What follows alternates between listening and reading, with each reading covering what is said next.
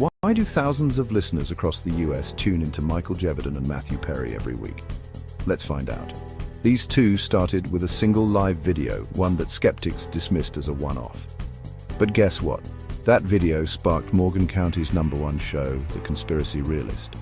From being written off as just another pair of conspiracy nuts, they've flipped the script by bringing you fact-checked real information about the wildest theories out there.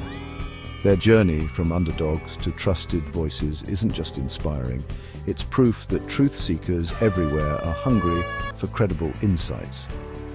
With high ratings across Eastern Kentucky and a growing national audience, Michael and Matthew are the dynamic duo you didn't know you needed. So, if you're on the hunt for real talk and real information, tune in and join the ride. Michael Jeviden and Matthew Perry, unraveling the truth, one conspiracy at a time.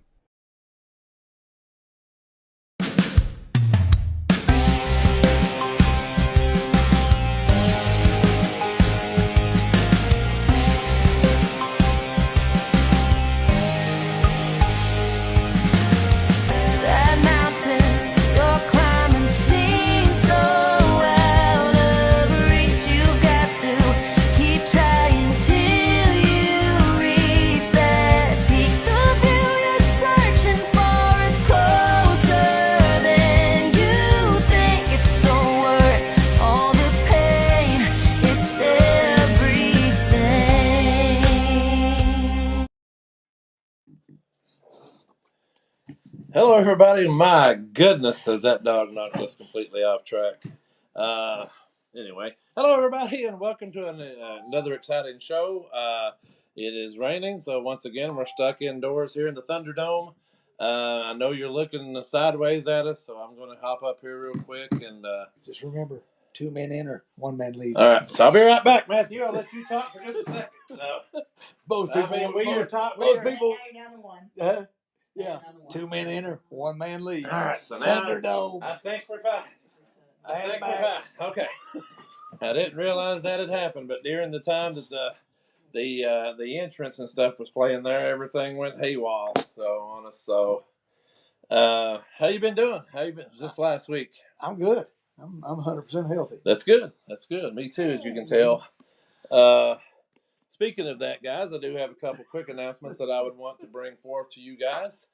I know that everybody out there, and I see we've got a few coming on, so be sure to share this when you come on, because this announcement is big. For the first time in our lifetime, we're getting ready to go on the road on Thursday, May 15th.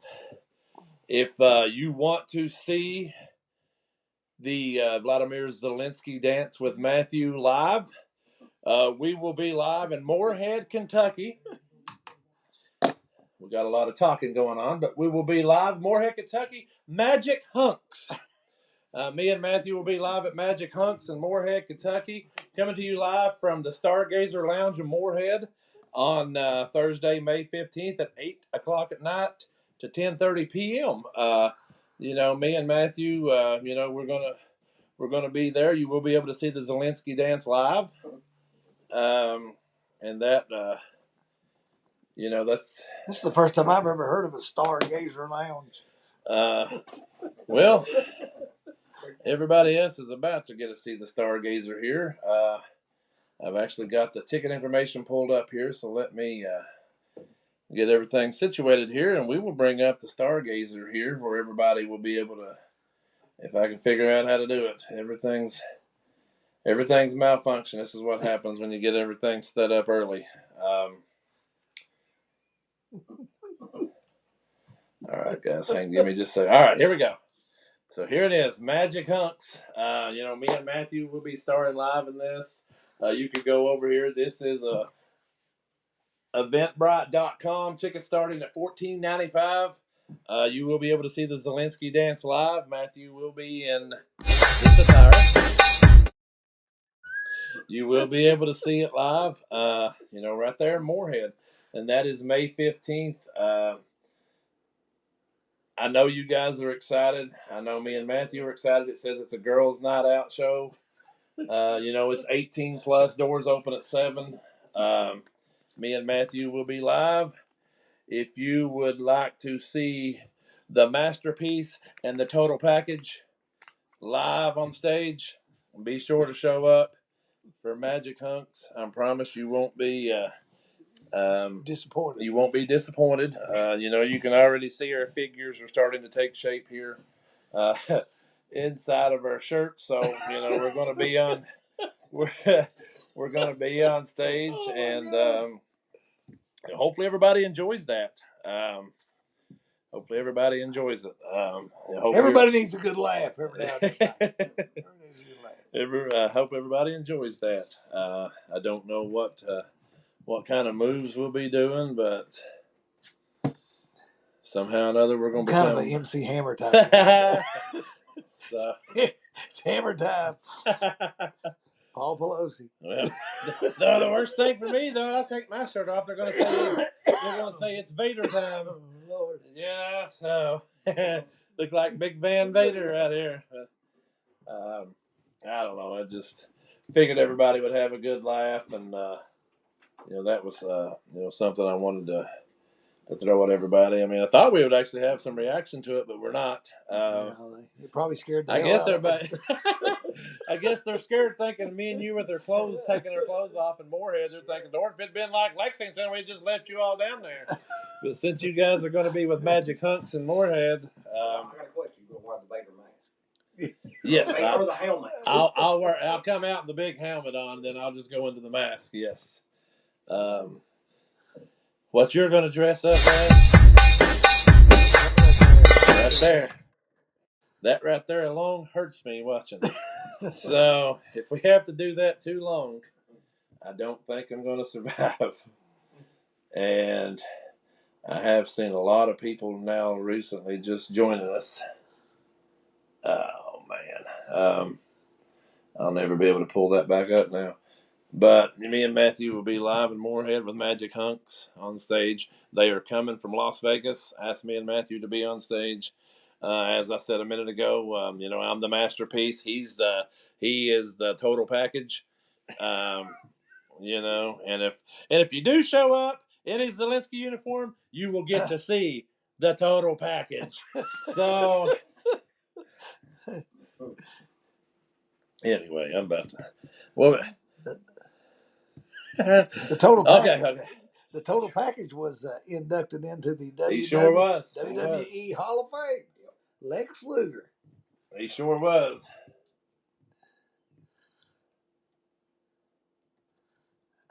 He sure was. And then I see Ray's on here saying hi to us. So Ray, I don't know if you got to catch the first little bit, but me and Matthew will be live with Magic Hunks straight from Las Vegas. I'm already out of breath just talking about it. So It's exciting. it's exciting, We take they probably pay us $14 to put our shirts back on. Oh, that's exactly right. We got any people watching from Floyd County? Looks like we've got an active shooter on the loose in the Oxford Bridge area. I saw that earlier today. Kentucky 321 in the Oxford Bridge area. They had parts of the road closed there a little bit ago. Last update I got was they still haven't found anybody. So if Magic Mac time, baby. Here we go. So, oh man. Are you excited to be on stage? I'm extremely excited. I feel I can hold my own with those guys. Yeah, me too. Yeah, I'm out of breath just showing the video. Oh man, I don't even know where to go after that. Oh man, let's see if we got anything down here. I'm gonna give my friend a shout out here. Anybody in the Campton area over on 191, go check out Cash's Diner. It's at 1008 Kentucky 191 Campton, located right next to the Haddocks auction. They have a wide variety menu. Have a daily special every day. You see the phone number there on your screen. You could call in and have it delivered to you. you'd like to dine in, you go in and dine in. One of the things you hear us talk about a lot on the program is supporting local businesses, and this is a local business there in Campton, and a good friend of mine, Shefton Cash, is the owner, and he, I don't know, I don't know. I see him posting all the time. He's trying to get more business, so I guess he's like everybody else. He's trying to, he's kind of struggling with small business right now. But I mean, you guys get out and support Cash's Diner, formerly known as Spanx Franks, there in Campton, and it's right there on 191 as you're coming into Campton before you get to the nursing home there. So go check him out, and tell him I sent you, and he might give you a chip or something. I don't know. You never know, but we can. We'll see. Maybe we can even get you some free tickets to the Magic Hunk show. I don't know yet. We'll see. One past shot. I don't know. Larry must be taking some shots or something. I don't know what he's talking about over there. But we are live on YouTube and Facebook right now, so feel free to share this out, get it all out. As you've seen with the opening tonight, you never know what you're going to see on here. You got to hear our new intro, talking about how we began with one video that was supposed to have been a one-off, and here we are all these years later, still bringing information. And I don't know, I really enjoy it. I really being able to enjoy it, and being the top-rated show in Morgan County, and starting to get it, make a little bit of a name throughout Eastern Kentucky. And sometimes it pops up and says, hey, you've got a top fan out of Florida or Texas or somewhere. And you're like, hey, I didn't even know we were going that far. But, we're out and about places. And sometimes people will come up and say, hey, you're that guy on the show. And I'm like, okay, yep, that's me. I got a question for you. Since your very first show, so how many times now you can say I told you so? Well, actually, it was supposed to wear that it was shirt supposed to tonight. be brought up to Matthew today to wear the shirt. I started, but I've asked him for 4 months to wear it, and he never does. I actually went in there and picked mine up today, and I'm like, well, here it is. But I'm like, I know if I tell him to wear it, he won't. I went right in the closet and I picked it up, and I thought, well, how about this? And then next week, I'm going to go ahead and wear the Freedom and the Liberty. Next shirt. Week we'll wear the Told You So. Okay, shirts. that's fine. You all heard it. So if he shows up next week, you might have to jog my memory. I do have a tendency to forget sometimes. Oh man, let's see here. What has happened in the last week? What hasn't happened in the last week? Seems like every time we turn around, we get another major event that draws national attention and world attention that kind of gets you off of certain things. The Pope passed away on Monday morning, the day after Easter. J.D. Vance had a meeting with the Pope, and unfortunately, the Pope died the next day. You got billions of people that are adherents to the Catholic Church that are mourning the loss of Pope Francis II, I think is his name, and he suffered a long, extended illness. Supposedly had a respiratory illness, pneumonia in both lungs, but his actual cause of death was a stroke. His funeral is tomorrow morning at 10 a.m. It's supposed to be as many as 170 dignitaries from around the world. I saw Donald J. Trump supposed to be there, Melania. I want to say it was Prince William and King Charles. Prince William, one of them, and then several others. Like I said, it's a sad day, but at the same time, we'll see where it takes us. That one, Larry said what he was talking about. There was a person shot and passed away in Floyd County. So, oh, really? From what I'm understanding, they're still looking for the suspect, the shooter. So, Floyd County ain't that far from here. So No. You never know, what's going to happen. Friday evening, you think, hey, just drive down the road and something happens to you. It's kind of. I know there's a lot of, I hate to say the word, because we're realists now, but there's a lot of conspiracy theories going around that J.D. Vance just happened to be over there, happened to visit with the Pope, and then just hours later the Pope dies.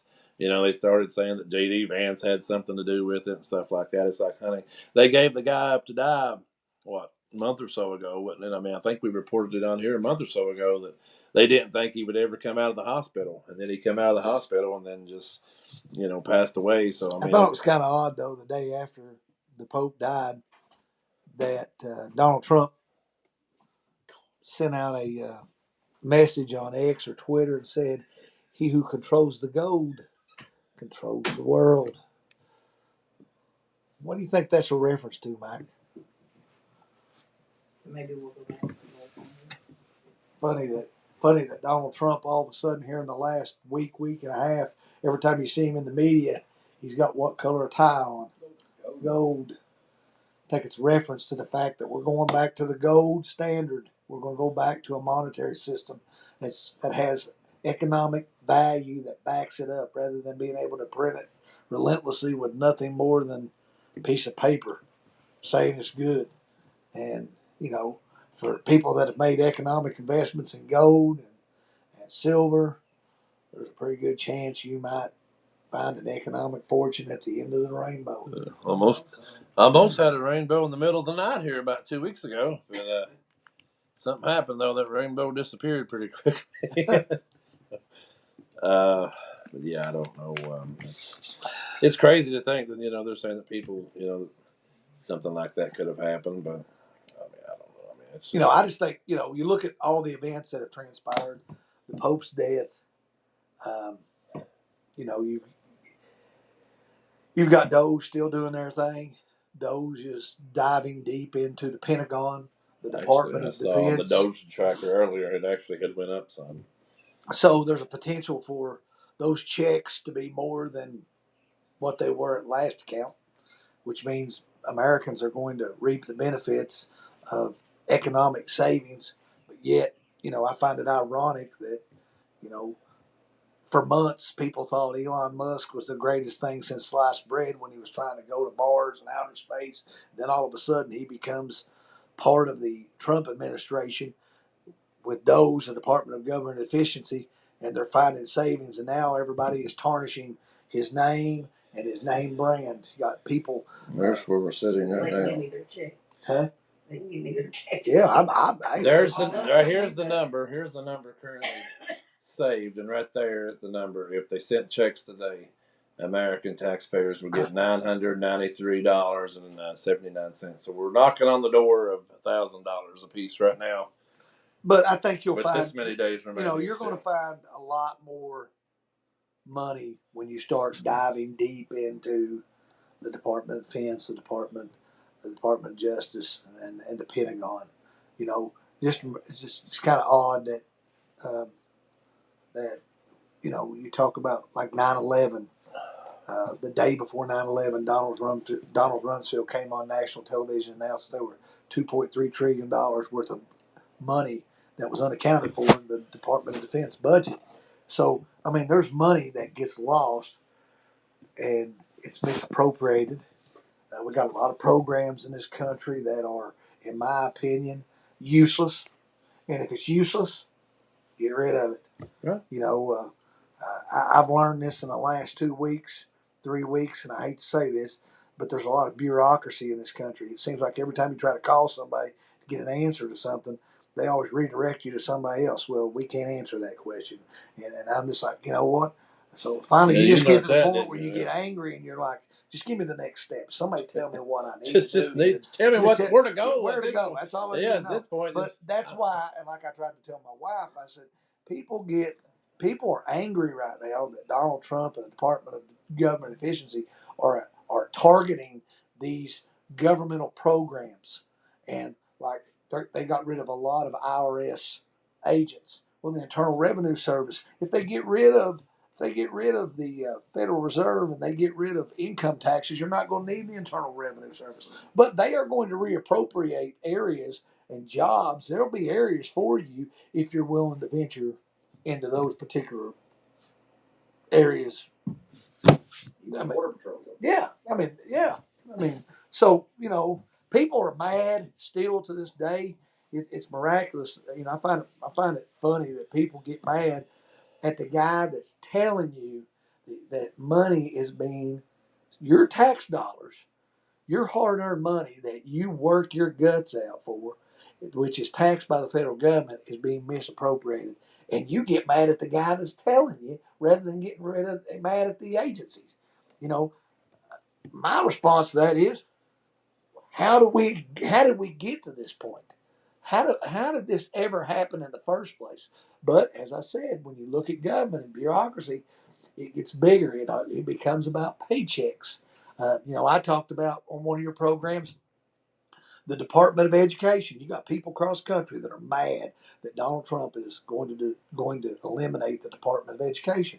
Yet you have 4,400, right around 4,400 employees in the U.S. Department of Education. Average salary is $145,000, And they don't even deal with and children. they don't even deal with children. It's like you think when you hear something about the Department of Education, no matter if it's local, state, federal, you would deal with children in some form or And let's fashion. say they appropriate 278 or 200, what was it, $280 billion a year for education, but yet only 20 billion of that actually goes to the students. Where the hell's the rest of this go, Mike? Right. I mean, what's the point in Exactly. taxpayers paying all this Right. if it's not going for the direct purpose? That's like charity.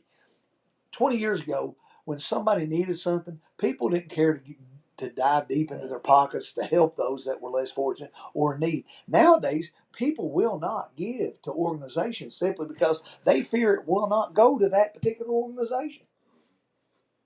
Yeah, I know that. So, It's you know, hard. I It's hard apologize. to feel that way, but I mean, at the same time, when you see that some of your bigger charity organizations, take the number of donations and they split it up, into certain percentages, and they do something other with half of it, and the other half might go to the charity, or so much of a portion goes to that charity. It becomes, we don't donate $20, whatever it is you put into a donation thing, you don't. Well, most people now when they donate or they give to charitable organizations, they take it directly to people that have been affected. Like when these floods hit, people gave money to the Red Cross, and like I said, I'm not attacking the Red Cross because I wasn't directly affected, but people gave generous donations to try to help these people, but yet the donations were not getting directly back to the people that were most affected, and therefore, what's the point in giving if it's not going to you're not going to get the benefit of trying to help the people that need it the most?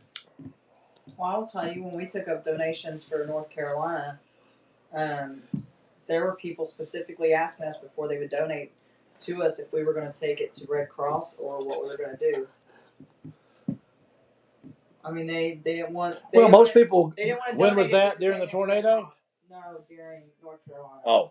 Well, most people. Oh yeah, they didn't want you to deliver to certain ventured places. up Right, yeah. what we would call a holler or an area and gave food donations and money directly to people rather than going through the organizations, because they knew that the paper trail and the process of maybe that money getting to those people might not necessarily happen.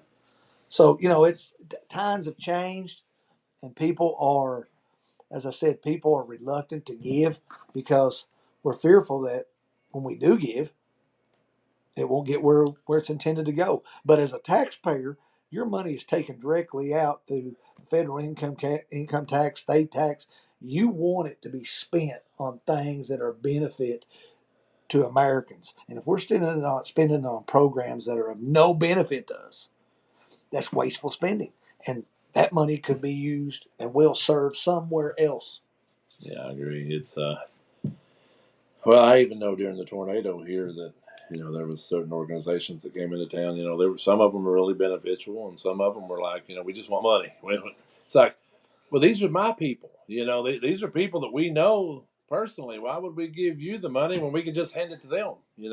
And they were just like all about money. I'm going to turn this thing off here in a minute. And what we've seen over the last week, Mike, is in the last month, and even goes back a little further than that, the last 100 days of Donald Trump's administration. What about my 100 days? Hey, listen, I saw your post. Did you like that? And I want to tell you what, I appreciate your transparency. You know why? Because that's what the voters of your district want to see. They want to see somebody that is willing to put it out there, stand up for the people, and do what is right by kids. And if we're not doing right by That's right. kids as a school board member, then it's time to go to the It's house. time to go home. If you run for school board and you ain't got anything to do with kids, or your main goal is not to do something that relates to kids, you might as well resign and go home Well, and let somebody else have Let's it. just be honest, Mike. If you're not in there videotaping and you're not in there broadcasting it live, 99.9% of Morgan Countyans have no idea what's going on with the school Right. board. Have no idea. So at least it brings to the forefront the opportunity for Morgan Countyans to see exactly what issues are at hand. Well, it's just like the situation with the middle school, that's going on right now. She had mentioned it to her sister. Her sister had no idea about it, so her sister just makes a post, just a little small post, something I don't even remember how it said it now. And Bobby, if you're watching, you can refresh my mind. But she made a post about it. It blew up. People didn't know. People had no idea that was even something that was going on, because, which I know when it was first brought up to me, it was in a closed session meeting, that was only us. But at that point, I was told it'd be 3 to 4 years before it was happening, and now it's looking like it could be within just a little over a year. Well, you spent if it happens. But well, if that be the case, and like I said, I don't have a dog in the fight, simply because I don't have kids involved in the school system. But if you're going to get jumped at here in a minute, just so you know, What? by a certain individual in the audience that hasn't paid a lot of attention to this show. But she's going to look at you and say, "Yeah, but you still live here." And you're a taxpayer. Well, I am a taxpayer, but I'm going to save you. okay. But here's my rationale to that, and like I said, this is looking at it from a standpoint of economics. We just built a brand new high school. Spent $38 million to build a high school. If you were going to foresee these problems, you probably should have built with the expansion in the process. Right now, just did it all together. The questions that are being asked by most of your constituents and most of the people in the county is, how are you going to accommodate all the middle school kids, 7th and 8th graders in that building when you probably only have 2 to 3 open classrooms with availability? Yeah. So there's going to have to be a major construction project underway. Well, that comes at money. That comes at the expense of who? Taxpayers. That costs money. School exactly. Tax. And I think one of your constituents even brought it up. If the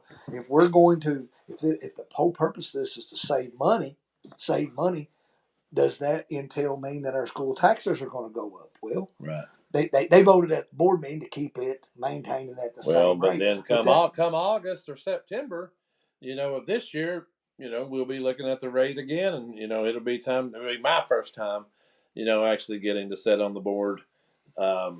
With the tax vote coming up. I know last year it ended up being 3-2. Yeah, it's a 3-2 vote to keep it where it's at, and the 2 votes was to actually lower it. And so, I mean, like I said, we ain't got to that stage yet to be able to look at it and see what the proposals are going to be. But me myself, I don't see myself, unless something dramatic happens between now and then. You definitely ain't going to see me voting to raise anything. And if anybody's watching out there right now, I know there are a few of you watching that are my people. That's just giving you that right now. I definitely ain't going to be voting to raise anything. Well, correct me if I'm wrong, you're already paying school tax 3 different times when you pay your phone, your water, and your electric. Yeah, I'm pretty sure. I don't It's have ridiculous. a current electric bill, but yeah. Taxes. But yeah, if you look on a lot of your utility bills, you'll see school tax. So you're paying at least 3 times. And if I'm not mistaken, a part of those taxes too, I mean, I could be wrong, and maybe you can help me on this. Isn't it something to do with property tax too? The school board has something to do, It's the biggest portion of your property tax. School tax. So, and I know it has something to do with property tax too. I mean, like I said, I've not. So if the tax not a whole lot of research on that. Tax rate goes up. Yeah, but I know it's coming down the road. Tax goes up. Right. We're paying 4 times then. So, technically. We're paying for stuff that's ridiculous right now, and you don't even get started on taxes, because it's like the library tax. Why do we have a library tax? Why are the citizens of Morgan County paying for a library tax? When the library tax is rented out, the majority of its area to Gateway, they make buku's money on it. They have more surplus in their account than anyone Why are the people still being taxed for this? Good question. They'll tell you we're just going to add a nickel tax on, but then we'll drop it when it goes. No, they never do that. If you can unburden the people, you should. If you have an opportunity to, and you are a That's public why I official, say. That's why I say. Why are people mad at Donald Trump when he's right? done He's everything in trying to his unburden power? us. Kind of goes back to, and I know we're moving from a local level to a federal level, but you got a guy in office that's doing everything in his power to try to minimize the burden on taxpayers. No tax on overtime, no tax on tips, no tax on capital gains. All right, this came before the House, and what happens? It's voted down by every single Democrat in the House, along with several rhino Republicans. I'm sorry. Hey, all right. When you work overtime to increase your wages. You're getting taxed at a higher rate simply because you're putting in more hours. But yet you've already done your part and done your 40. I think there shouldn't be tax on that. Why? Because that shows that the company is rewarding you for the effort that you're putting in. But yet the federal government feels the need to just take. And I'm not saying that there is a need for road improvement and money being spent and all that. I'm not saying that. If it was up to me, there wouldn't be any taxes. That's why I think the tariff program is extremely important. But yet, you got everybody in America got their panties in a wad saying that the economy is going to get bad because the mainstream media has blown this out of proportion. I promise you, every time we've been in debt in the history of the United States and we've implemented tariffs and increased tariffs, what's happened? We've alleviated debt. We're going to alleviate debt with slashing spending. You watch Walmart; they're always cutting what? Prices. That's exactly what we're doing, and we're going to make it easier. Josh says no tax on overtime would be awesome. A lot of jobs, and then you all too. Recently I know have worked a lot of overtime. Imagine no taxes on that. Well, imagine before 1913. You lose half of the overtime. Okay, imagine before that. Okay, and Josh himself, a place that works a lot of overtime. You could rack in the dough, if you're okay. Well, imagine before not being 1913, this country was growing by leaps and bounds, and there was no such thing as taxation. The major form of income in this country was through tariffs, taxes on imports. Right. Yeah. Okay. What's happened over the last 50 years is, and I said this on the last program, we've been taken behind the woodshed in trade relations. These countries have absolutely raped us over the coals. All right. They're paying a 10% tariff on goods coming into America. Well, whereas when we go to send our goods to China, we're paying a 54 or 57% tariff. It's not good. So he put reciprocal tax tariffs on them, and China wants to go to war. What people don't realize is this: we don't need China. No, we don't need China, but China needs us. What I'm going to look at you and tell you is what Trump is doing in this reciprocal taxes. Every time they impose a higher taxes, he just simply does what? He raises it. It's the same. It's fair. What's different about it? But hold up. There's an old saying: what's good for the goose is good for the gander. It's good for the gander. The only problem is in trade over the last what's happened over the last 50 years is what was good for us was not good for them, and they took advantage of us. Yeah. So right. Trump is kind of even the playing field, and now everybody is mad at Trump, saying, "Well, it's going to decrease the amount of wages that middle class families get by $22,000." There may be an initial hit, but let me tell you something. It can't be any worse than the last damn 4 years of our lives. That's short-term pain, long-term gain. That's right. Have a short-term pain, and long-term, we're going to be beneficiaries. I saw a thing yesterday, complaining about it, said that by the time the summertime rolls around, our grocery stores was going to be empty. There would be nothing in our grocery stores. So you're telling me the farmers of America? And I'm sitting here thinking, so what little food we get from China, we can't live without? Because most of our food that we get in our grocery stores don't come from China anyway. Well, hold up a You know second. what? Okay. You know, maybe a Walmart or something that's got like a vacuum cleaner or something other. You know, So you're telling me that all those products can't be American made? exactly. I mean, the American farmers is. I would rather Hold have up. an American American farm farmer. product anyway. And But I'll not interrupt you, No, but you're American farmers have been hit really hard over the last 50 years with federal regulations, pesticides, all this stuff being implemented on them. And then when they go to sell their yields, they're not getting a good market price for them. Well, if you're building them for a self-sufficient country, we don't need China. We'll just sell them here. It allows the farmers to produce looking to see more if it had and a get a made in better China on it, pay. but- And what's it going to do? It's going to economically put people to work. People don't understand that when the economy is thriving and you have more money in your pocket, you're going to go do what? You're going to spend it, and the economy booms. No, we look at it from I wish people. I've been waiting for people to come on Facebook with "I support China" and get the China flag out and fly it hoisted high. It's coming. There'll be one in West Liberty, maybe two at least. I don't know why we don't have the expectation that these people work for the people. If you're a politician and you're in an elected office, Michael works for his people in the school board office. Well, maybe you need to understand government. Maybe that's not what our government is. It should be, though. When they're elected, they're supposed A to. true democracy is rule of the people, by the people, for the people. So that leads me This to guy's been believe studying his history. In that leads me to believe that if you're of the people, by the people, for the people, that when you go to Washington, maybe you go there with good intentions. Maybe you have a servant's heart. You want to go there and you want to try to make life better for the constituents in your district. The only problem is you get eat up by the swamp. And the swamp is bigger than you can imagine. It's not just federal, it's state, and it's even exposed now over into local areas. Well, The another thing you swamp. mentioned too. And I say drain it. Get rid of every About- daggone one of them. about If they don't have American interests first, ship them across the border. I don't have a problem with that. And like I said, you're gonna say, well, you're anti-American. No, I'm not. I'm for America. Very much. But the problem I've got is you can't have Looks liberty to me and like freedom. there's an American flag there. You got freedom here. What does it say? Freedom and liberty. Yeah, but you can't have that, Mike, when you've got a system that destroys the working class of America and keeps because every time you turn around, it seems like you take 2 steps forward and you take a step forward and 2 or 3 steps back. You get hit hard.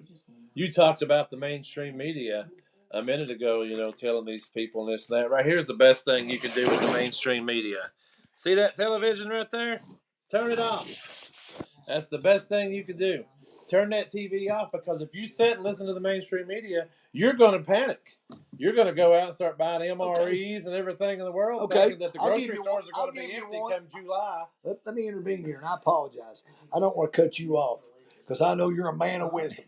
But Matthew's thinking, oh, here he goes, that voice. But let me cut you off right here real quick, okay? People in America right now are upset over the mass deportation program that Donald Trump ran his presidency on. We're going to eliminate the so-called, as the federal government says, 10 to 12 million people that came across the border unvetted and unchecked. It's actually about 21 million people.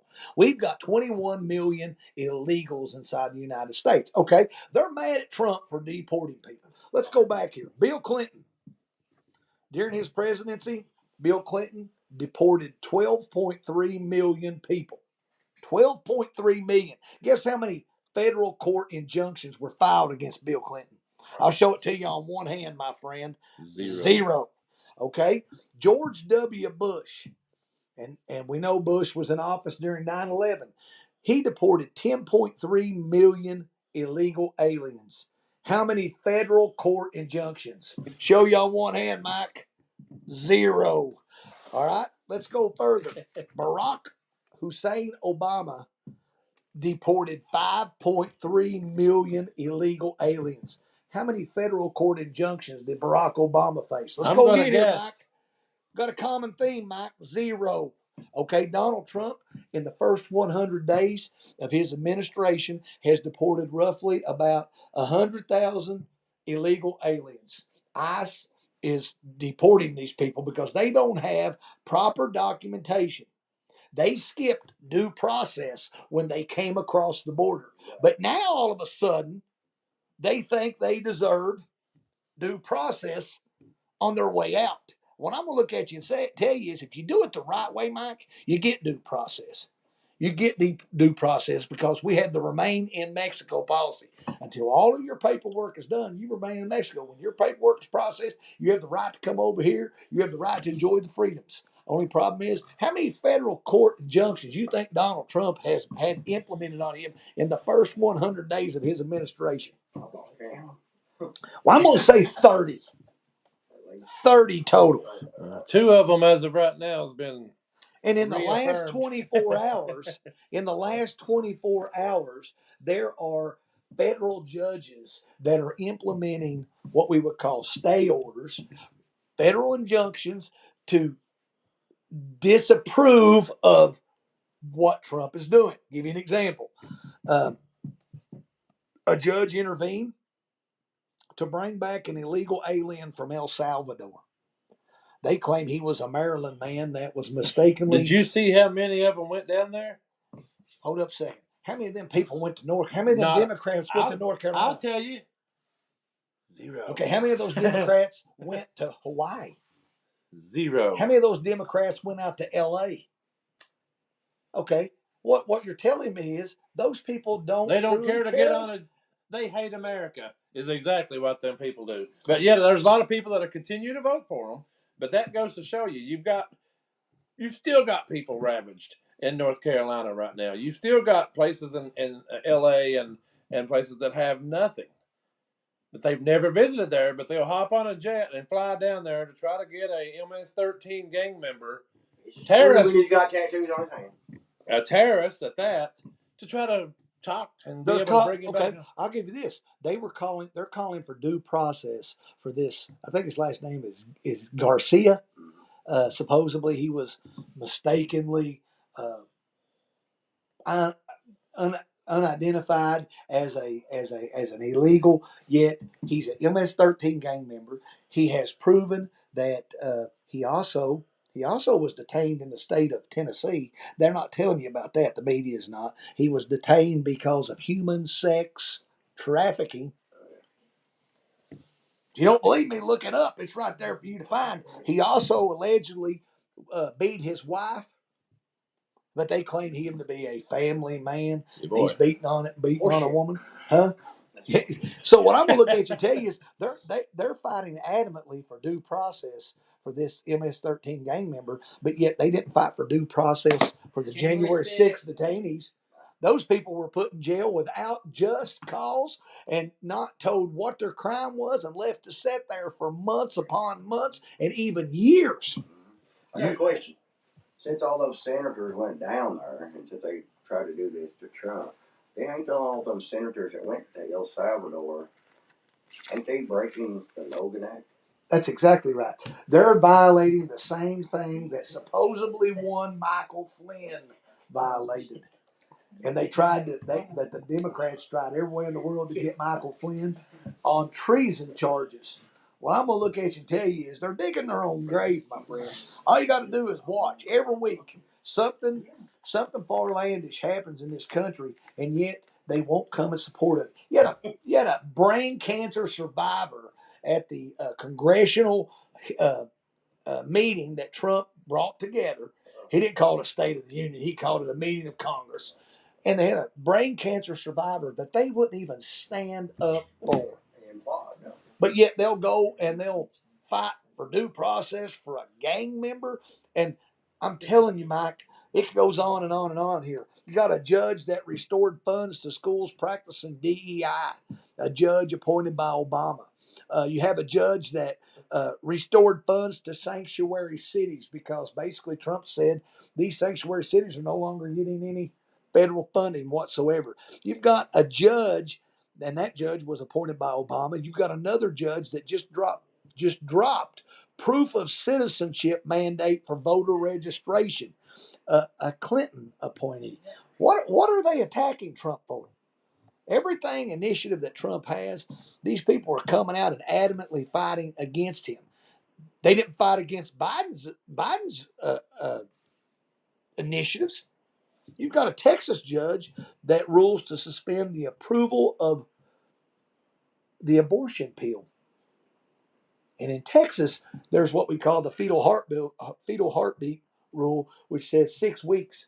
So here they've suspended abortion after that. You've got a judge at 15 weeks here in the state of Kentucky. And you got a Washington judge that says drugs can remain on the market in at least 12 blue states. So I'm telling you, these judges keep trying to overstep their boundaries. Now, what's the good part that's happened in the last 24 hours? Would you like to know I'll tell you what if you happens like with to know. these judges? You want to hear what due process is in my book? What about Milwaukee Judge Hannah Duggan, or Duggan, I'm assuming, or New Mexico Judge Juan Cano? What has happened to them in the last 24 hours? Well, I know that the FBI arrested Hannah Duggan There's out of Hannah, there's Miss Milwaukee. Duggan on the screen. Yeah, she got arrested. Why? She's Because arrested. she was hearing a court case of an illegal alien, and the victims under which he had perpetrated a crime were sitting in the courtroom. When ICE came in, she left the victims sitting there and helped the detainee escape out a side door. And has been keeping him, right? No, she didn't keep him, but No, she was obstructing ICE. Yeah, she Okay. obstructed Then ICE. the and next their one attempts is to- the and- next one is the one that's got And him then in the you've house. got Judge Joel Cano of New Mexico, who was housing There he is on your screen, guys. a living gang member of And what has happened MS-13. to him? He has been arrested. By who? I want to say it's either the Department of Justice, FBI, or ICE. Yep. Well, I've got he's been detained. FBI and Cash Patel along with ICE has got both of them. Well, let me tell you what else he did. Let me tell you what else this judge did. Not only did he house this individual, they recovered a phone of this gang member and found that this gang member had 2 pictures of 2 decapitated victims. And guess who destroyed his phone? The judge did. Why? To try to eliminate evidence that could eliminate this individual from serving time, but also being deported. What I'm going to find you is these judges are overstepping their boundary, but yet the media keeps saying Trump, Doge, Elon Musk, the Department of Justice, Cash Patel don't have the right to do these things. I'm telling you, folks, the Constitution gives the president the power of the executive branch. He is over all these executive departments, Department of Justice, Department of Homeland Security. And what I'm going to tell you is they found a route around this because they put a stay on the Department of Homeland Security. So they're doing arrests through the Department of Justice, and they're illegally allowed to do it. They're getting their due process. They're going to get their due process, and they're going to get what should have rightfully happened to them in the beginning. If you want to come into this country, you do it the due process way. You do it the lawful way. No, that was done for one reason and one reason only, Mike. Let's just be honest. And people sometimes tend to forget this. It's done because every 10 years in the United States, the U.S. government conducts what is called a census. In that census, it counts all citizens, non-citizens, as well as illegal aliens in the statistical account, which deals with a term called apportionment. If you're a geography major or a government major, you'll know exactly Do you want to hear the representation. reason why Democrat judges are fighting so hard to keep illegals, even the illegal aliens? I'm glad you said that. It is all about control of the House. Because if they can If control the illegals, House, if illegals were removed or not counted for apportionment, Democrats would lose 10 seats in the House, giving the GOP a 27-seat advantage. that's exactly what That's it's the about. exact So it's reason they're about- trying to keep them. So what's it really about? It's about the potential to implement legislation that can alter normalcy in our everyday lives. That's exactly what it's about. They can normalize what they want lawfully by passing bills through the House because they've got a majority. If you've got a majority, and I'm talking, all it takes is 51%, and you got a majority, you can get your bills passed. The only problem is you're going to sometimes have representation that'll cross the line and go on the other side and vote. Okay, you're talking the House right now. The Republicans have a majority. They should realistically get everything they want passed. The only problem is you've got these so-called rhinos that cross the line. You know what Rhino stands for? Republican in name only. Republican and name only. That is correct. Well, I mean, Mark must have some time to research, but he's on it. I mean, he's on but it. I mean, No, red hold don't up. need because of you. So basically, what you call them in, what you should call them is a turncoat, because they're turning their back on the constituents that elected them, because it was conservatively based people that wanted them there to have conservative issues in America. The problem is the control of the House, the control of the Senate can dictate the laws under which we live in this country. And I'm not trying to give you a government lesson. I'm just telling you it all boils down to apportionment. Well, that's exactly right. And I mean, like I said, you take those illegals that are allowed to vote in those district races for those judges and everything out.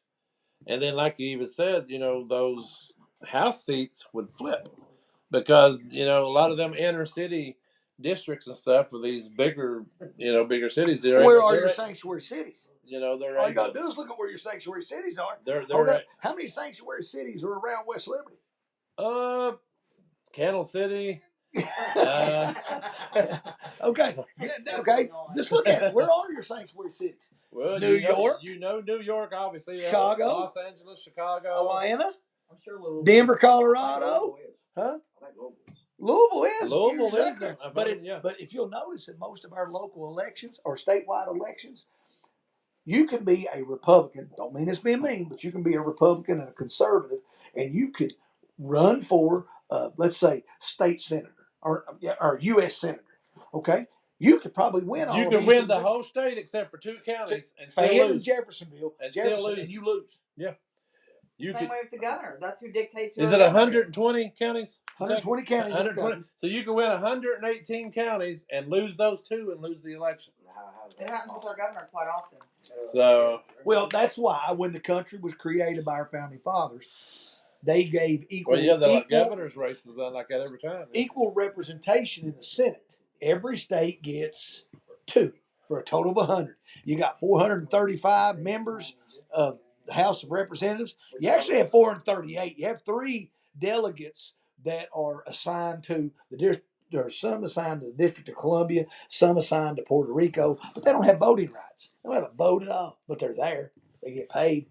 You don't need 435. No, what you're going to find is the biggest problem in America, in my opinion, is lobbyists. These lobbyists go into Washington, and they have the potential to alter the mindset of people because they pay them millions and millions of dollars. You're saying Puerto Rico has representatives, but I thought Puerto Rico voted that they did not want to be included into our.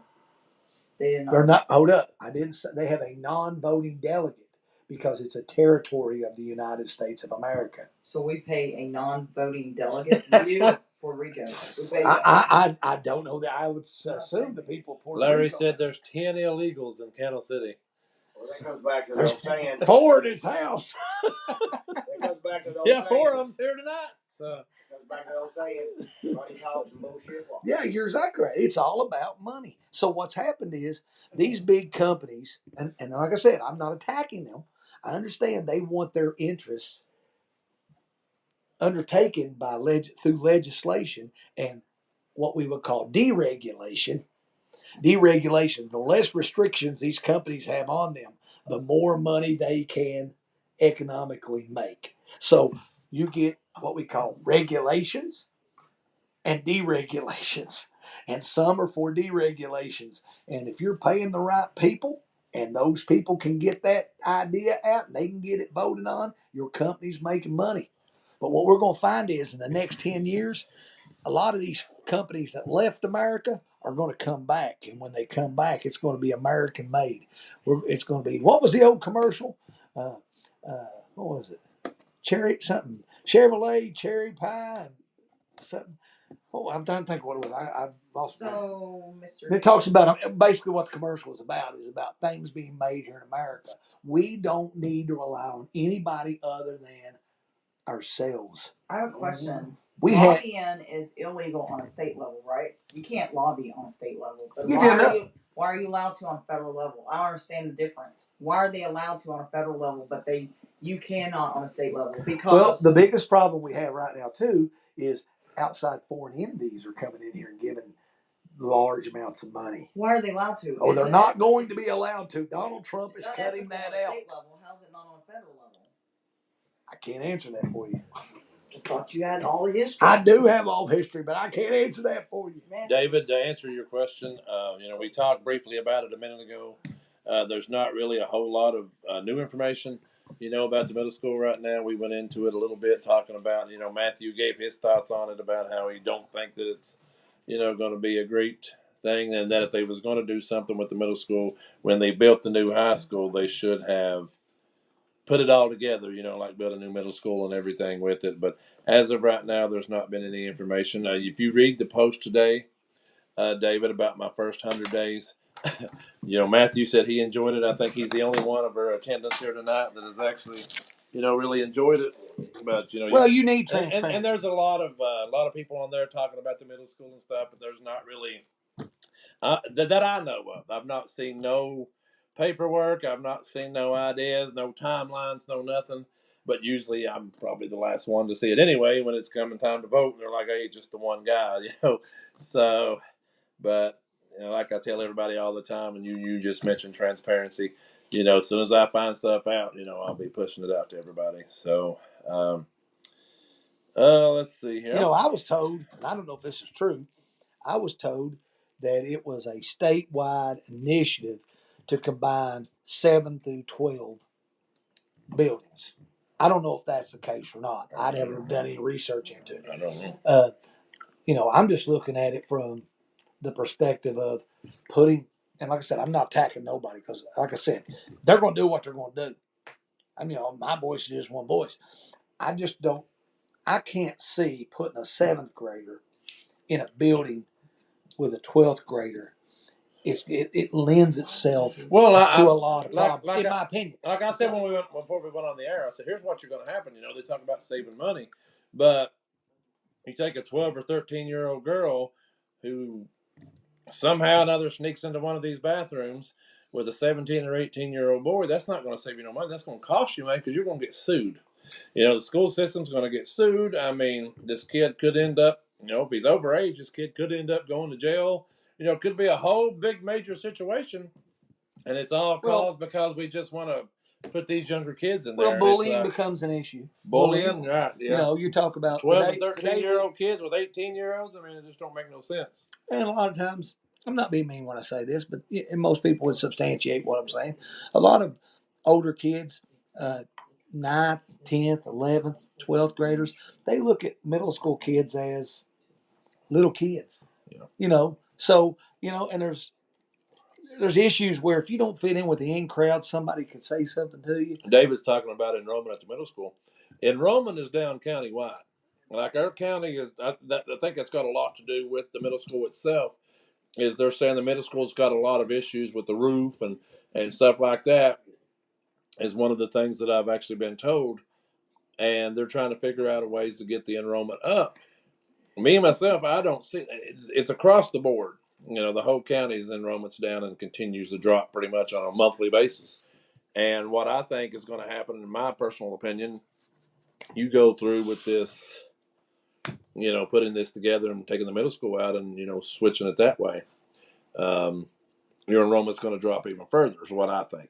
Because I've already had a lot of people tell me that they're going to have 7th graders by that time, or they'll have freshmen by that time, and they're already saying, my kid's not going to school there. We'll pull them, we'll homeschool them, send them somewhere else. So, I mean, the enrollment's already being talked about, and, they'll probably come on here and say that I don't know what I'm talking about, but I've got literal parents standing right in front of me saying my kid will not be in that school.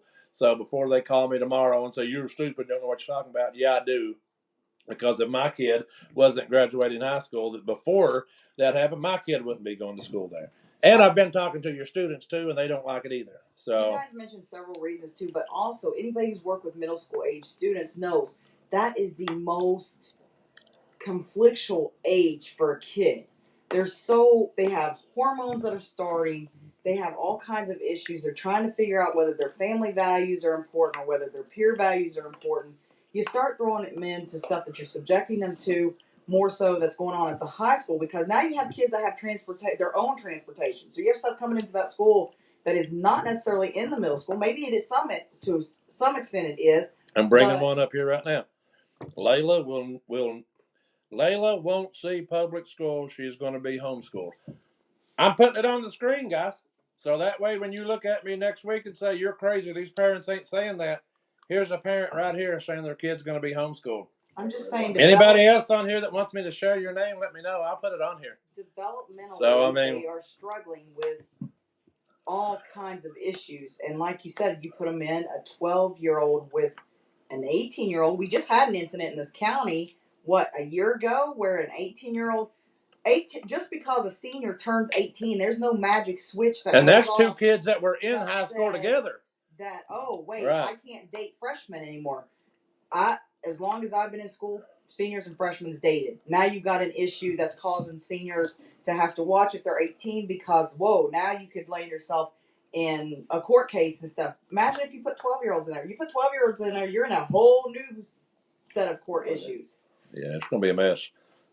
David said, then we need to talk about why the enrollment is down and why we are sending. They won't talk about it because people don't. And why we are sending kids to other counties. I mean, I know a lot of elementary parents that have moved their kids out of county and sent them to Wolfe County or Rowan County or a surrounding county somewhere. And people don't care about their kids' education at homeschool. That's what we were told. Yeah. When I was brought up, the homeschool numbers, I know there were over 300 homeschool kids in the county right now, and that number will grow. I was told that those homeschool parents don't care about their children's education. So, yeah, boy. But, David, the best way I can answer the question, why they're sending their kids to other counties, it's not a money issue. It's not a school issue. It's a faculty issue. That's the only way. Most of the complaints I get is that's what I get is it's, the principals don't back the kids, or a teacher ain't backing the kids, or ain't helping the kids, or, if something's reported to the offices, it never gets done. That's what I've been told. I mean, I don't know for sure. That's something that, would have to be worked up with the office, but they'll be calling me next week anyway, so I'll get the lowdown for you by next week's show.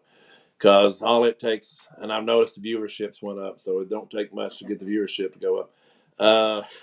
So all it takes is me to say something like that, and then I become the worst person in the world because I stand up for my constituents and other constituents, some that may not even be in my district. And now I think I know why Mark wants me to be in other office. But, we'll talk about that some other time. But you need to be calling your representative.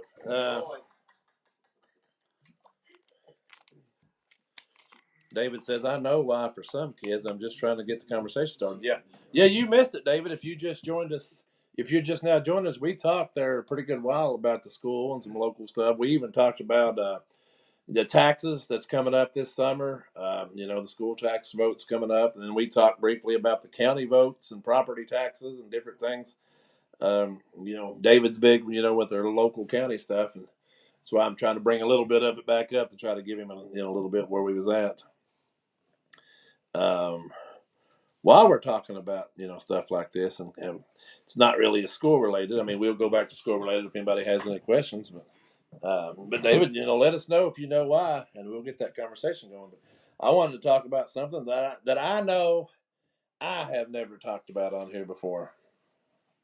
And it's called AGS, alpha-gal syndrome. A lot of people right now that's watching right now is probably scratching their head saying, what the heck is that? So I'm going to go ahead and show you what the heck that is. I know there's at least one in the room right now that, can definitely tell you what it is. Why don't we just work with computers? They say. Wonderful idea. Wait till you get that guy. But anyway, it's the tick illness. It is the red meat allergy, and there's going to be a webinar coming up through from UK College of Agriculture, Food and Environment. They're actually going to be doing this webinar coming up pretty soon. The tick that you see here is known as the Lone Star tick. I mean, it absolutely has invaded this local area. I bet you if you just go outside this year, you will pull one of those off of you. You will, if it might be a crawling or it may be attached. You know, for the longest time, the ones with the big spot here on their back, you know, they were the only ones. And you'll probably read in here that it'll tell you that the Lone Star tick is the only tick that can transmit the alpha-gal syndrome. But I can promise you right now, it's not. It has been, it has been researched that now even down to the little seed ticks or turkey mites, as we call them, can transmit it because. Somebody that's been very, very quiet tonight, but has suffered for over 5 years with alpha-gal syndrome, went into remission after an acupuncture and pulled off a turkey mite, and it regenerated it. It sent it back into full effect, I guess you can say, to the point where any type of contact, I don't know if it'll say here or not. See right here, it says bite from a Lone Star tick. It's, that's the main carrier of it, but it's not the only one. And then if you get it, you can't eat no red meat, so no hams or, anything mammal product, anything that basically gives birth. Anything that gives birth. We actually have our second person's on here right now, alpha-gal. I wouldn't wish this on my worst enemy, and I know that person right there real well. And anytime that anything eats or comes in contacts or anything like that, I'm trying to see here. This webinar is 7:00, and right here's the link, guys, on this page here. I'll put this link here in there in a minute. When is this? I do want to say this, that if you have a May 29th. It'll be May 29th. The webinar will be here, and you can sign up at the link here, and I will. You need a spray with permethrin because no one wants this. I've actually had it. This makes 6 years, and it doesn't just affect the food you eat, but it affects medicine that you take because a lot of gel caps are made from beef, so it's bovine. You can't have gel caps. You have to explain to a pharmacy. You have to explain to people. You can't have marshmallows because they're made from pork. There's just things that you start researching, you don't realize how much stuff is made with mammal stuff. I can't even eat cheese or dairy now at this point. It's worse than what it was before I got acupuncture. So, if you have a family member that has it, it is a nightmare. Be patient with them. It's not something that's made up. They are having reactions. Some of this times your reactions are not immediately. You might not have a reaction for 4 hours. But telling them that they can just take Benadryl is not being very sensitive either because you are sick. It's not a matter. You might combat the allergic reaction, but you will feel bad for days. So it is prominent in this area. There's a lot of people around here that have it. Yes, it's. If you look here, I've actually posted the link in here, the actual link to what I'm showing you on the screen here. But the second one that I posted, the ukfcs.net, is the actual link here to where you can go sign up for this webinar. And like I said, one of the more disturbing things now that I've got a few people on here, that actually have it, that knows what I'm talking about. But one of the more disturbing things about alpha-gal that I've learned is so many of our local medical facilities, doctors' offices, ERs, they have no idea. I mean, they have. I was having a reaction to something last fall, I guess it was, which at one point in time I tested positive for it. So I don't really. Michelle, he really likes his steak and his hamburgers. He really likes his hamburgers. The hamburgers that's laying in there right now is made out of a weed. I don't know. I mean, he likes his real beef. When I go out here and mow my grass, I don't know how I'm getting the meat out of it. So I'm not figured that part out yet. to get the plant. But that's but No, I have to say, for the most part, I've had it for 6 years, so my family's very supportive. Like, people around me are very supportive. They know. So, like, when they have birthday parties, I know pizza's a big thing at birthday parties. We cannot eat pizza. And so my mom will fix chicken. She always fixes chicken. I even have my sisters and them now, and even my kids will request a chicken meal just to try to keep me from feeling left out. Well, it's not just chicken. I mean, like you're talking about gel caps. The most disturbing thing that a lot of people don't realize is you can't have marshmallows. A marshmallow, if you read on the bag of marshmallows, so everybody likes to go out in the summer and stick the marshmallow on the thing and light it over the fire and make the s'mores. You can't have the marshmallows. I mean, when you get sick, you can't have Jello. You can't eat Jello. You get sick, have your teeth cut out, something like that. They always tell you to have some Jello. You can't even have Jello. I mean, that's what I'm saying. I will tell you a situation too. This week, I was prescribed doxycycline. So I tried to get my prescription come Monday, and the only thing that the pharmacy had was gel caps with doxycycline. They specifically wrote in the ER that I was to have tablets. So when I called the pharmacy, they said, we're going to contact the doctor and see if he'll prescribe you gel capsules because we have the gel capsules. And I'm like, he will not because I'm allergic to it. It took me 2 hours to get a medicine transferred that I needed to combat staph infection, which was very important that I get that medicine in me. So Walgreens called me back and said, we'll have it in 2 or 3 days. I'm like, 2 or 3 days, I'll be dead. So it's a battle just trying to educate people on it. Yeah, it's somehow or another. I 2 have or 3 days and you have staph infection. But that's okay. I have no idea how it happened, but I tested positive for it myself. And then I went back to the doctor a while after that, and I didn't have it. So I don't know what in the hell the heck. You were on steroids. If you're on steroids, it will not show. But anyway, like I said, when did we say it was? March 29th, guys. And like I said, I've got the links and stuff there in the comments. If you guys, May 29th, my bad. Like I said, I don't know what. We're not going back. I'm going to pin it. I'm going to pin it in here in the comments. That link where you'll be able to find that for May 29th, not March. But May 29th at 7, is that what I said? Yeah, 7 o'clock. So I wanted to share that with everybody because it's getting that time of year. I mean, actually, people were pulling ticks off of them right after the ice storm, right after the ice storm. And while I went ahead and made a mistake and brought it up there, let me just go ahead and throw it this way. KFC is leaving the state of Kentucky and is moving to Tennessee. Texas. It will be going to Texas. I don't know if it'll be TFC, but it will be moving corporate headquarters to Texas after 95-year-old company.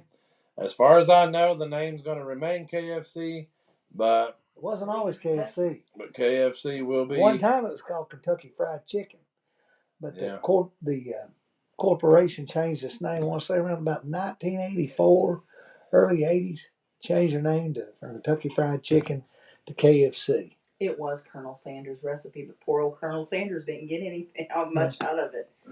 John, what was it, Brown? Our governor? He's the one who bought it. John Y. Brown? Yeah. He bought it. And where is that at here?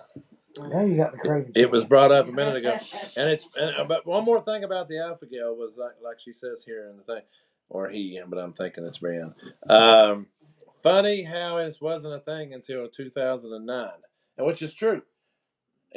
Alpha-gal was first found in 2009, and now has just blossomed. But it's like the other night, she's in the ER at St. Joe, and they said, "Do you have any allergies?" She says, "I got alpha-gal," and they're like, "Okay." So then they have to ask how to spell it, and they're trying to spell it, and this and that.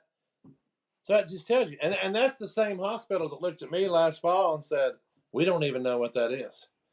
Now, they're a wonderful hospital. Absolutely one of my favorite hospitals to go to. The only one that I really go to. But so many medical providers don't have a clue what it is. And, you may be going to the doctor with Alpha-Gal, having major reactions for 2 years, and they're just treating you for like something totally different. And you've got this, and they don't know what it is, so they're not testing you for it. You have to have a tick panel ran. So if you're having any type of what feels like an allergic reaction or anything like that, then, go to your family doctor and tell them to run a tick panel on you. You'll be surprised. I had a history of Rocky Mountain fever. Had Alpha-Gal, tested positive for like a low-level Alpha-Gal. And it's like, my goodness. And then my dog over here, she tested positive for Lyme disease. So, that's why we had to get her fixed, is because they said she would probably die if she tried to give birth or anything, and she was having real bad flare-ups. So, yeah, it's a thing. A week ago, let's see here, hang on a second. A week ago, Matthew talked briefly about a funny-shaped object that would fly into space. And today I actually have real footage because, me and Matthew were literally on the ground during this. So I'm going to play you guys the real footage of this Katy Perry's rocket thing. So here we go, guys. Katy Perry's rocket.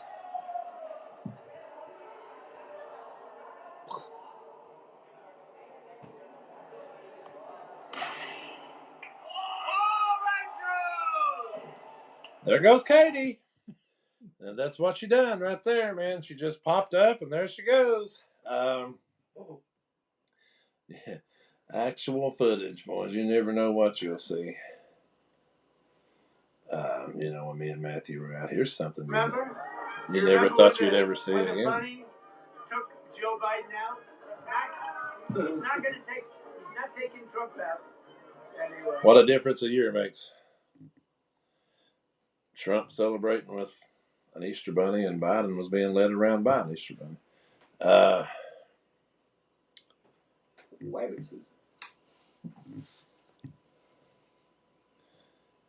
Bill Gates fake meeting. Yeah, Bill's awful. Actually, Bill Gates is actually doing a study right now where he's trying to block out the sun. In Great Britain.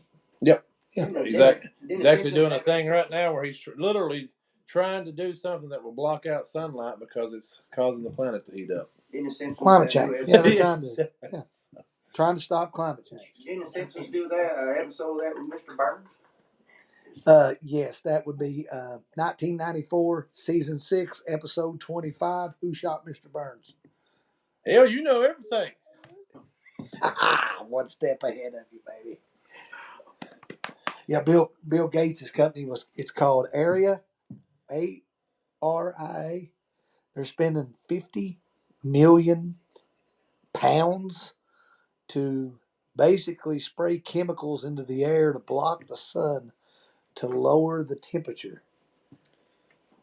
So, in other words, we call that geochemical engineering. Has anybody ever heard of? I call it biological terrorism. Is what I call it. Yeah, it's a joke. Everything that's going. Everything. Why would you want to do something that could potentially harm the lives of innocent people? Because he's an idiot. He might be one of the richest men in the world, but at this point, he also can, what's it called, depopulate. And come up with all this stuff. Well, I'm just going to tell you, he is no smarter than me because he does not have a doctor's degree. He's not a doctor, but yet all of America. Well, I don't know. Doctors around here make a lot of big decisions in this county. Well, you have respect for the doctors. Speaking of doctors and medicine, Matthew, I'm trying. It ain't working. Minnesota just recently introduced a bill into their state legislature and I'm not telling you anything that's not true. I'm telling you the truth. They are identifying mRNA vaccines as weapons of biological warfare. They introduced that into the Minnesota state legislature. Well, I also saw a thing this week, and I hate to say this because we're on YouTube, but I also saw where the CDC is now confirming that ivermectin can be used to treat COVID. Mm-hmm. And it's like, oh my goodness, after 4 years of being told you were a conspiracy theorist, you die, animal tranquilizer, all this, now it's starting to be Have you also recognized. seen what they come out with on the White House? WhiteHouse.gov/lab leak. On the big C vaccines. COVID. I'm not saying Yeah. that word. You ever heard of Matt Biffle? The NASCAR driver, wrong former with NASCAR driver, Matt Biff. Yeah. All right. Well, during the I thought that name sounded familiar. Matt Biffle.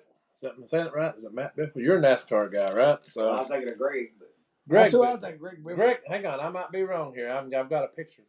Greg Biffle, that's who it is. See, I don't know what I'd do without my fact checkers. Eminem's car. he didn't want that one. But during the North Carolina floods, he used his personal helicopter to go in and rescue people. So this past Sunday, here's what he done. He flew over western North Carolina in his helicopter and was dumping eggs out to the people in western North Carolina, to the kids, giving back to the kids and stuff of western North Carolina. So, while our leaders over on the other side are in El Salvador, a lot of our good, supportive, conservative people are actually celebrating and helping people in North Carolina the way they should be. Well, there's one thing that gets lost in all these natural catastrophes is that time does not stop nor cease. And as a result of that, kids are going to be affected because holidays are going to come up, and you want your kids to create memories that can last a lifetime. And this is what it looked like down there. And that's what I'm saying. You look at this. This is talking about communities that have been completely destroyed and ravaged by massive flooding, and lives have yet to be restored. Most of them Why? probably never will be. The question I have is why are we not implementing more tax dollars, diverting them from some of this wasteful spending, putting it into these areas to try to bring back a sense of normalcy? There's one thing we all share in common in this country, for the most part, and that is we're Americans. Yeah, well, We care about our own. Used to be anyway. Nowadays they stomp the American flag and don't care. Which that comes back to what you said earlier. FEMA only offered them what, $700 and some dollars. Well, what was it? It was in one area it was $700. One area was $750, and one it was $770. Well, that ain't enough. They donated tiny homes, and they were.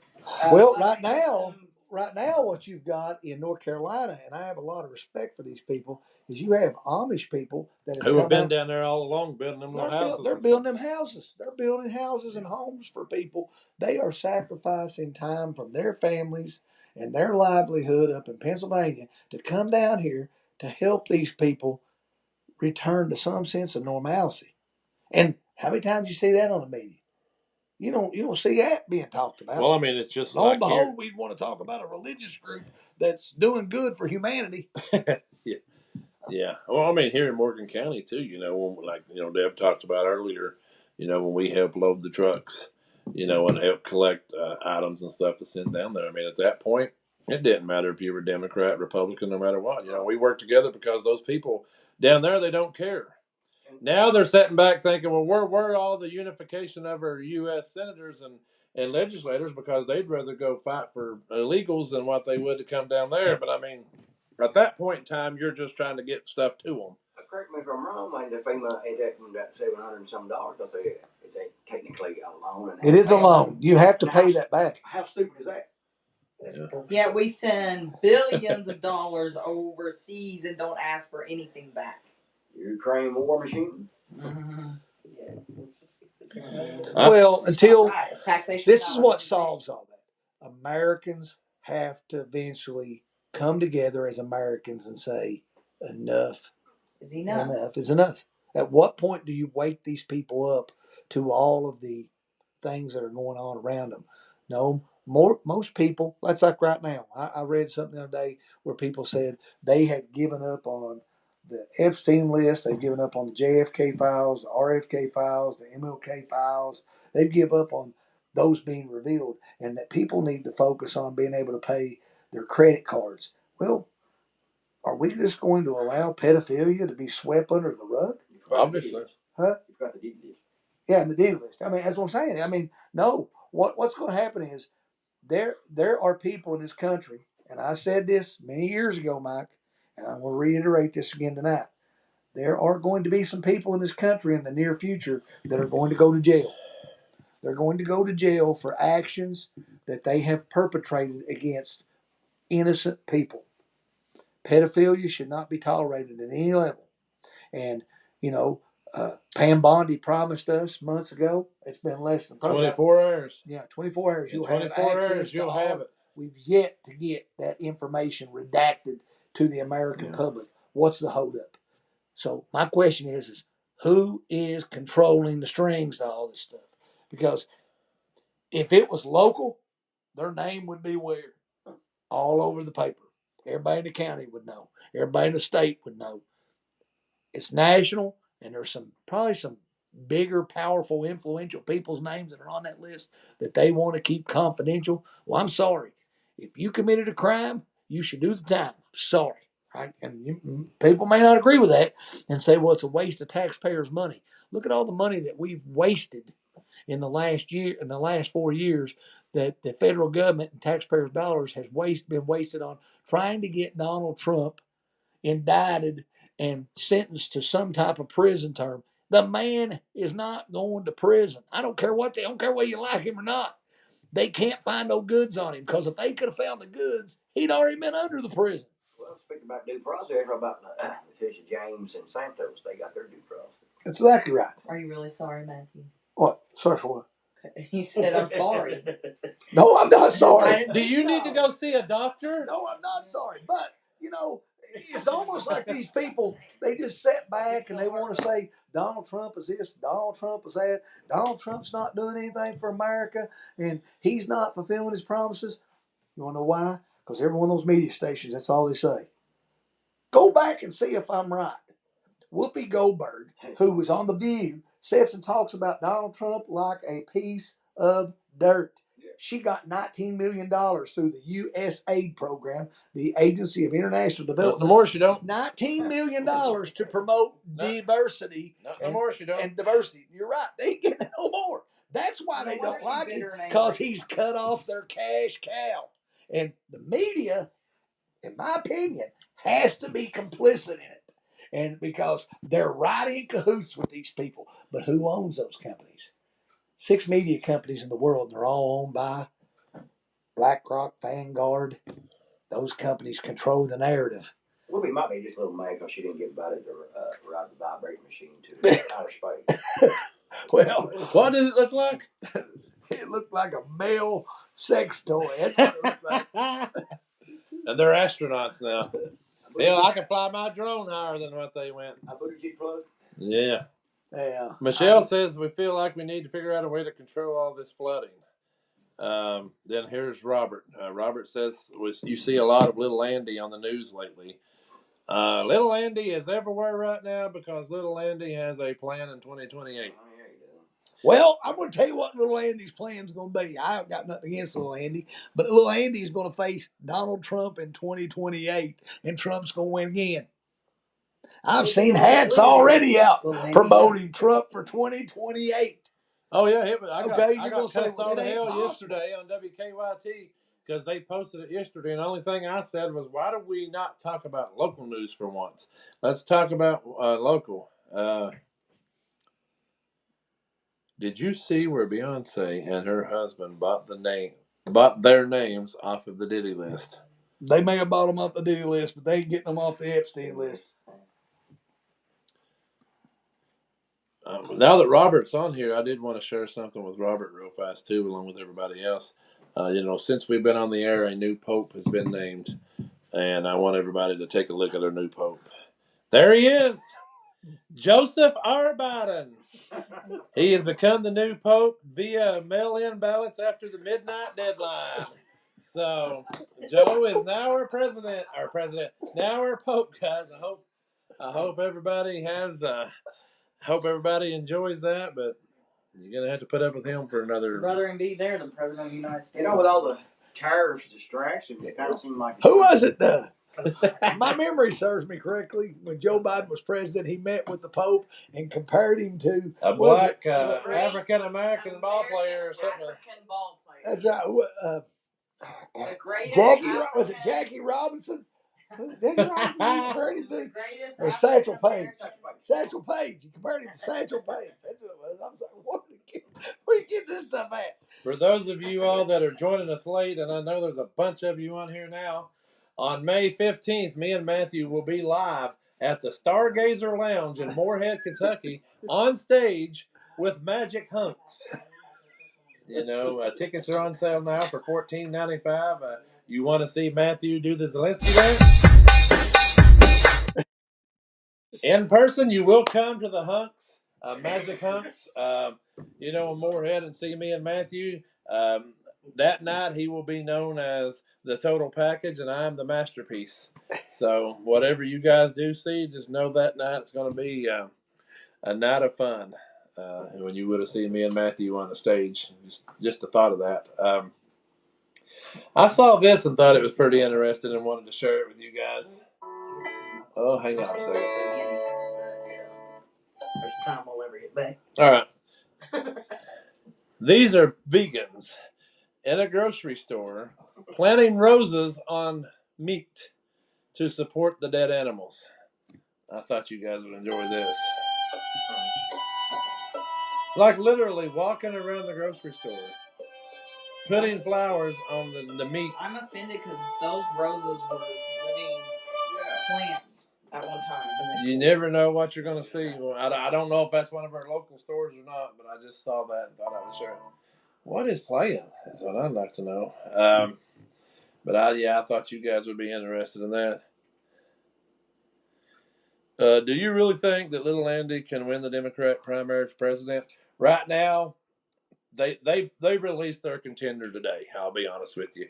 I announced it about 3 months ago that she was their top contender. She actually come out with a rally over the last few days, and right now is the front runner. And she is one of the absolute smartest women in Congress right now, Mr. Alexandria Ocasio-Cortez. And I keep telling everybody, and they just keep laughing. She is the front runner of the Democrat Party right now. I promise you could go to any news source right now, and you will see it. I'm going to agree with you for one moment and say, yes, she is a very smart and intelligent person. What? She is. No, Because she's going to the freaking okay, sun. you want to know why? She gave a speech this week in which she said the Trump administration should ignore federal judges. What they are currently doing is engaging in an unprecedented and dramatic erosion of the legitimacy of the courts. She firmly came out and said that Donald Trump should disregard these rulings, the stays, and injunctions by these judges and continue doing what he is doing through his mass deportation Did she program. flip the script? I don't know. No, that's a way to get votes. Well, she came out and said it this week, and I thought, She's getting Donald wow, Trump. she is smart. No, yeah, It took her a while, but she's come to the good side. I'm trying to find it here because it was on one of the main media sources earlier that said that's what she's doing. She's pushing for her campaign. Now in her speeches, she's talking about we're one. That's her big thing. We are all one and everything, and she's pushing it. That's what I'm trying to find here. Does that mean that she was right about going to the sun at night? She's going. Well, to her the and Bill Gates should have a sit-down conversation. Bill Gates is trying to block the sun. She thinks she ought to go to the sun and get soil samples to decrease global climate change in the world. They would have a good. It would be a brilliant conversation. Those two sat down together. That'll be above my pay grade. I don't even know what this is. This is Newsweek. It says AOC beats Kamala Harris in key area with Democrat voters. AOC is on a campaign videos. It swirls with, that's Fox News. And I mean, like I said, I'll even bring that up here for everybody don't think we're making it up. There's Newsweek. I don't know what kind of a poll it is, but I mean, she is.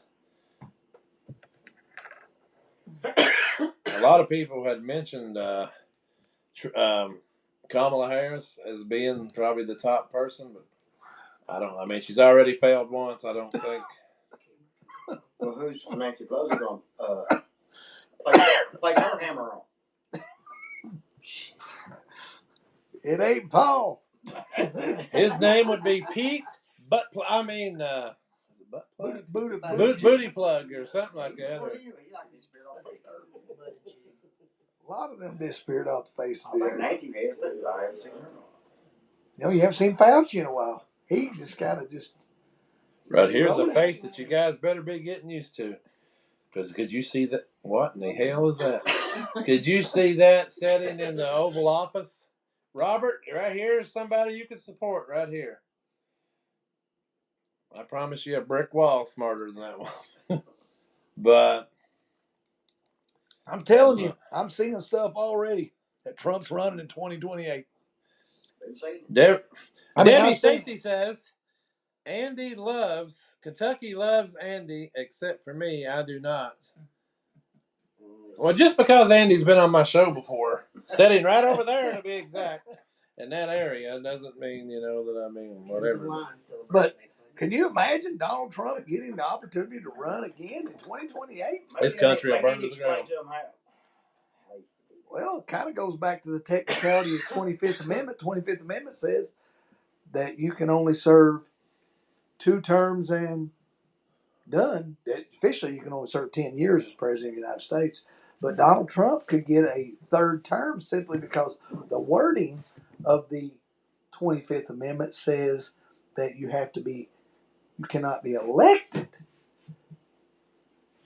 So there could be other ways around that, which means he could run somebody else and become vice president, and that person officially stepped down, and then he succeeds to the office, and he gets to serve his 3rd term. So a couple of months ago, we brought up a topic that was, big right around the time the election was getting ready to happen, and it was called Project 2025.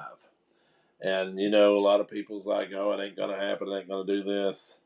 Do we think that's what's happening now? Is Project 2025? What are you talking about? Are you talking about? Well, I mean, we've got Doge doing everything.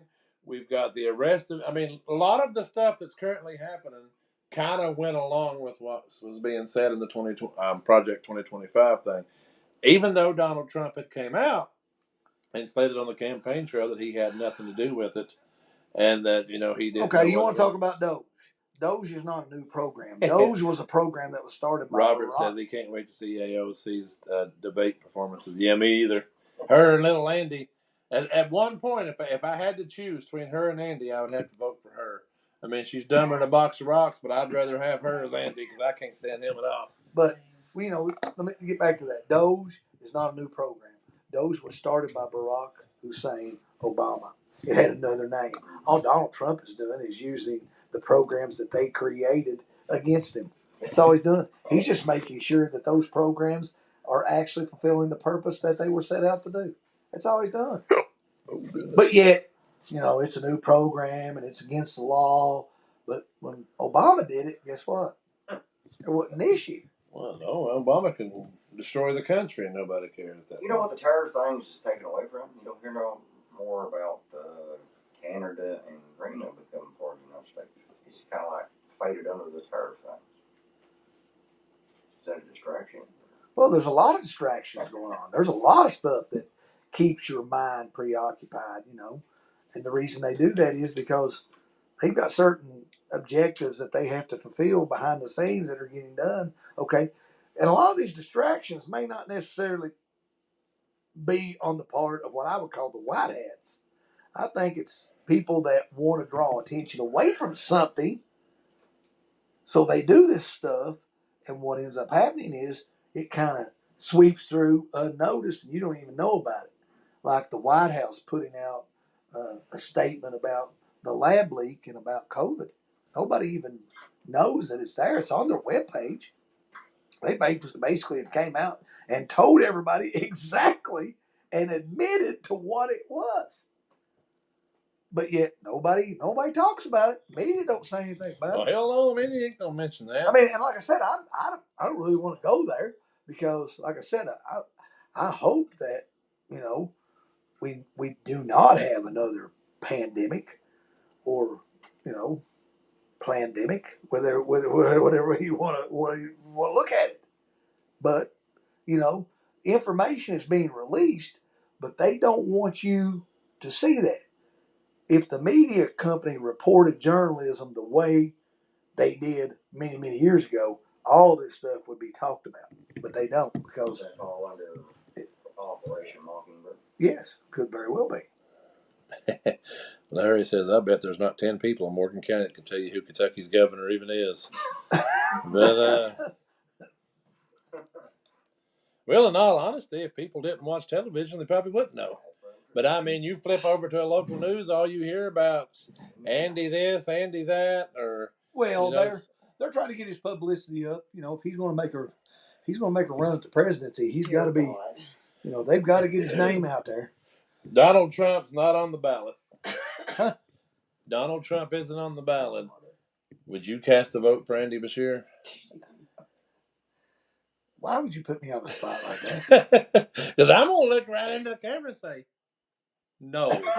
So. I had to say, Well, I mean, So. well, a lot of that would depend upon who the Republicans are running. You know, I don't necessarily vote party lines.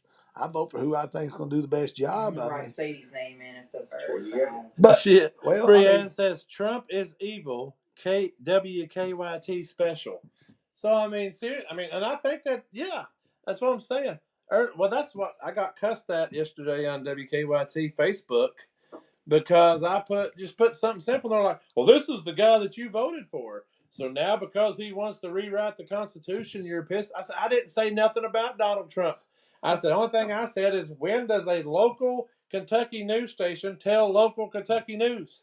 Because if you turn it over there, we turn it over at 10 o'clock news or 11 o'clock, and all they talk about something in Washington, D.C. It's like, why don't we just eliminate our local news and just put CNN over there?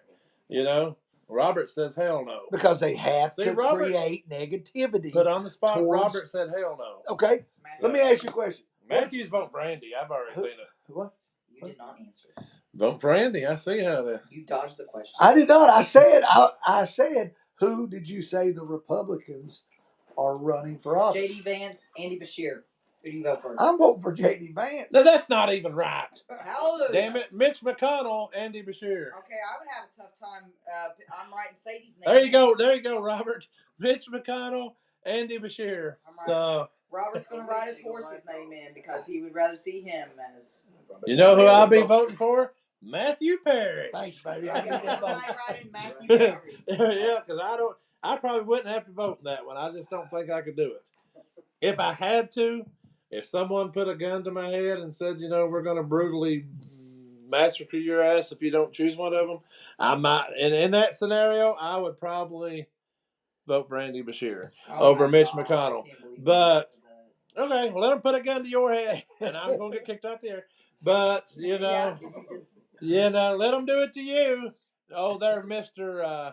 What's his name from The Last of Us? Joel. No, Joel. Larry said assistant governor, and Robert Jacqueline said, Coleman. and Larry and Robert said neither one. No, if it's down to mention them, and I don't have the life threat, hell no, I ain't voting for neither one of them. I wouldn't want to live in that Well, country. No, I brought that up, so go ahead. Be like, I ain't voting for neither one. Go All of ahead. them say all. The first thing you would have to do, as a concerned citizen and voter would be look at their stance on certain things. We know that, and like I said, I don't talk bad about Andy Beshear because you know what? He's your favorite. He is not my favorite, but I don't talk bad about him because I'm forced and compelled to live in this state, and I just make do with what I got to do to get by. A lot of people didn't like Matt Bevin, but if you were conservative and you believed in certain things, it was hard for you, even though Matt Bevin was handed a difficult situation. A lot of state employees were their pensions were in question, so a lot of people. Yeah, but look who he took over for. I know that he had Daddy. That's right.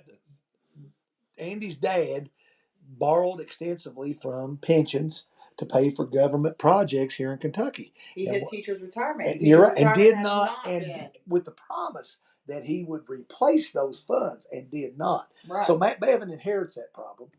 Andy Beshear used that potential problem as a way to entice voters to vote for him. We're ready. Magic Mike. All right, Patty. We get up. Start Larry said, do we got a senator or congressman? I don't know who it is. Richard White is the state senator. Is that correct? Or is he the Congress? He's state senate. No, he's the representative. He's the state representative, Richard White. Hal Rogers. And Hal Rogers. But there's another. There's Philip Wheeler is. No, he's not. He got removed. Him and Bobby McCool was switched in the district now. There's another one. There's another guy out of Breathitt County. Oh, yeah, I can't think of his name either. But our main representative is Richard White out of Moorhead. What is this other guy's name? I could see him, but I can't think of his name. There's six. There's six. on state senate. There's six U.S. House representative members from the state of Kentucky. 6, and there's 2. No, what Mike's Those are House. is There's the, 2 state senators. We have 8 electoral votes that represent the state of Kentucky. He's talking So about. Yeah, that's but we're equal. talking local. Kentucky, Local? Yeah, I know. Kentucky House, Kentucky Senate, Kentucky not Senate. the national Kentucky level. Senate.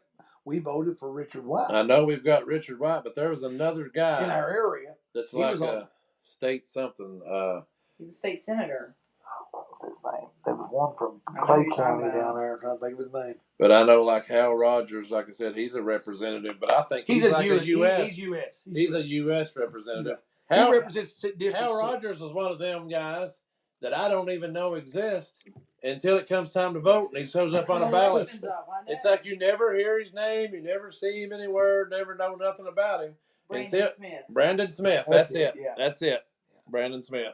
I was gonna say I cannot think of his name, but yes, Brandon Smith and Richard White. Which one's older, Hal Rogers or Mitch McConnell? I don't know. They're both around in the Cretaceous period. I don't know. And the hits just keep on So going. Hal Rogers is 87 years old. And still gets elected by a In landslide. December he'll be 88. Gets elected by a landslide. But Every damn let's time. be honest. Let's be honest, and I don't mean this being mean when I say this. Some of those people have been very fortunate that they have successfully ridden the coattails of Yes. Donald Trump. The Republican ticket here in the state, pretty much, boom. 83. You know, every Republican won for state office with the exception of the governor. Yeah. Everything Yeah, it else was a was red third- wave. yeah, it was a red It was a wave. red wave, So, except for governor. Mitch McConnell is 83. So Hal Rogers is older. So explain, Matthew, how that happens. I can't answer that for you, considering every other Well, I mean, political we do office hear about Mitch McConnell a lot because he's old ass. won by 30%. Hobbling around on TV, falling off stage, everything. Hal But Rogers. Hal Rogers, you never hear about till that ballot comes up. This is his 23rd term. He has been in since 1981. So who's this? Hal Rogers. 23. 23rd term. That's what I'm saying. There should be term limits. That's crazy. 2 term limits, 3 max. For those bigger offices like, national offices like that, there should never be 23. Yeah. Yeah, you've got something about that one old woman that died in office. Dianne Feinstein. yeah. She was the oldest They ranking were whispering member. in her ear saying, vote No. yay or nay. Well, she had, and all this what was other sad stuff. was before her death, she signed over power of attorney to her daughter, and but yet she was a ranking member of Congress. How are you a If senator? I have to sign over power of attorney to somebody to vote for me on a damn board, I'm going to resign and let somebody else have the position. Well, I'm why not would the gonna sit government? Why would the government not force you to resign? there. Right. That's the issue. So Mitch McConnell has been serving since 1985. Hal Rogers, 1981. Well, that's 40 Mitch years. McConnell, 1985. 40 years for Mitch this year. Crazy. I thought his political career started in the 70s. He was judge executive of Jefferson County in 1977. Well, he needs to go back. And he was Get the hell out of that Dodge. until 1984. Oh, Mitch is bad. There's what I've been trying to get. Mitch makes creepy, crazy, perverted Joe Biden look like an athlete. There's what I was trying to get out of Robert, the creepy, crazy, perverted Joe. The new Pope. But, Does he not miss Joe? I'll tell you what, where is Joe? I mean, you never see anything. All the other former presidents, I mean, you see them randomly from time to time doing something. Other poor old Joe, he's just, hell, I don't know where he is. Probably on vacation. Delaware or something? Probably vacation. Did he burn his sand on the beach? He was on vacation probably 98% of his 4-year presidency. He might as well be on vacation now. So, do you consider yourself a Muslim? Me? No. This lady standing in front of Trump Tower with this sign saying, "We are all Muslim." And you tell me, look at that damn woman, that ain't no Muslim. I don't have anything against Muslims, but that woman's as white as we. I guess that's a woman. Who knows this time? And that might be a dude. Looks like Michael Moore. Yeah. That's who it is. Is it him? That's a movie. Well, that ain't even no damn woman. That's what I said. That's a man. Who is it? Michael Moore. We are all Muslim. I thought that was a friggin' woman. Which, like I said, this day and age, who knows? I couldn't see it there You were first. wrong. Well, I don't care about being wrong. I'll admit when I'm wrong. I don't know what Matthew sent me here, but I see some former presidents over here. Oh, I sent you the deportation. Oh, okay. Factual information that way. Yeah, it's kind of odd that those other three combined have 0. Trump's been in it 100 days, or a little over 100 days at this point, and had 30, was that say, injunctions? 30 injunctions. That's crazy. And the man's got 4 more, well, 3.5 years, whatever it is, so he'll have 6,000 before it's all said and done. So. You break a record.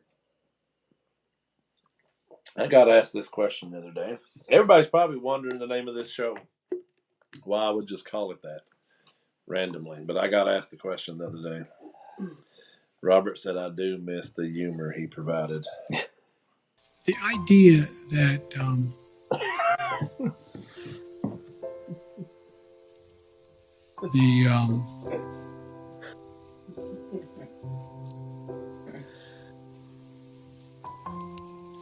but the nature, not when I can't. How about that wasn't scripted? No, that wasn't no AI there.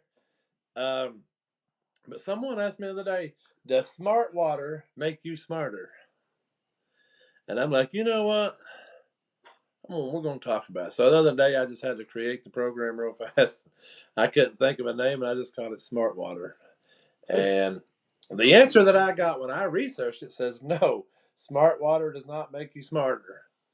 But I figured I would bring it up anyway, because I'm drinking flavored water. Oh, Joe, man, I do miss him, though. It was a one-man band. But then again, you have the idea this guy from this that video, and you replace him with this guy who had half of his ear blown off, and still standing there with the fist in the air. So, I mean, there's a little bit of a difference there, if you ask me. Like a major, major difference there. One guy could walk across the lawn at the White House, and the other one couldn't.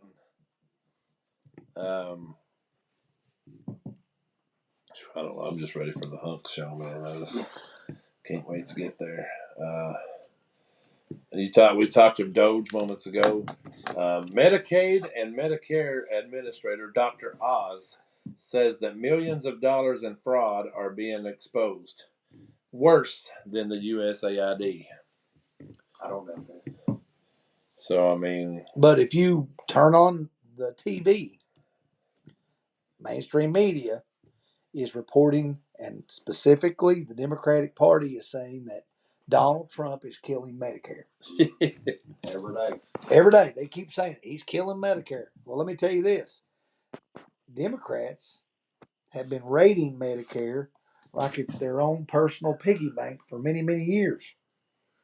And I can give you an example. They snatched $237 billion from the Inflation Reduction Act and funneled it right into the Green Energy Bill or Paris Accords. That's $237 million. But that's just the appetizer. They have also drained a colossal $800 billion from Medicare to prop up the Affordable Care Act. And Mitch McConnell told you then that Obamacare was going to bankrupt Social Security. That's exactly right. Add it up, and boom, what do you get? $1 trillion swiped away from Medicare. But yet they keep saying Donald Trump is going to destroy Medicare.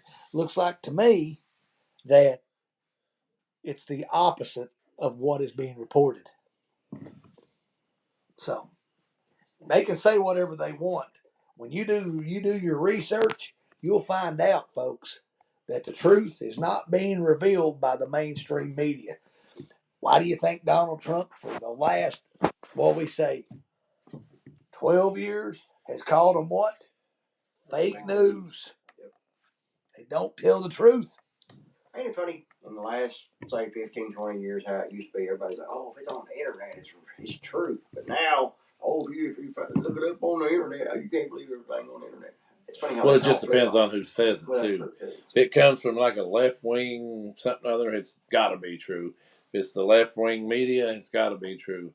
Fox News, which they're about half and half anymore. You don't never know about them, but I mean they catch a lot of heat. But I mean you take AJD Vance or someone that's on the right that comes out and says something, then it's automatic. It's fake.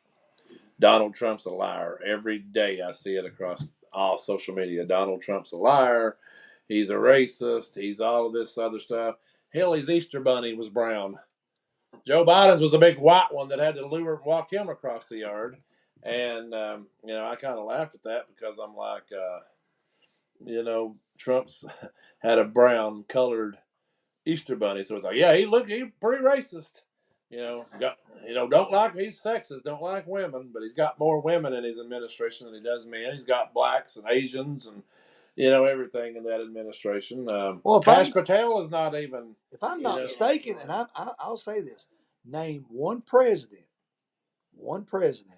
in the last 12 years, 15 years, that took someone from the opposite party and put them in a position of power in those executive departments. It didn't happen. But yet I wanted to say Tulsi Gabbard ran for president on the Democratic ticket.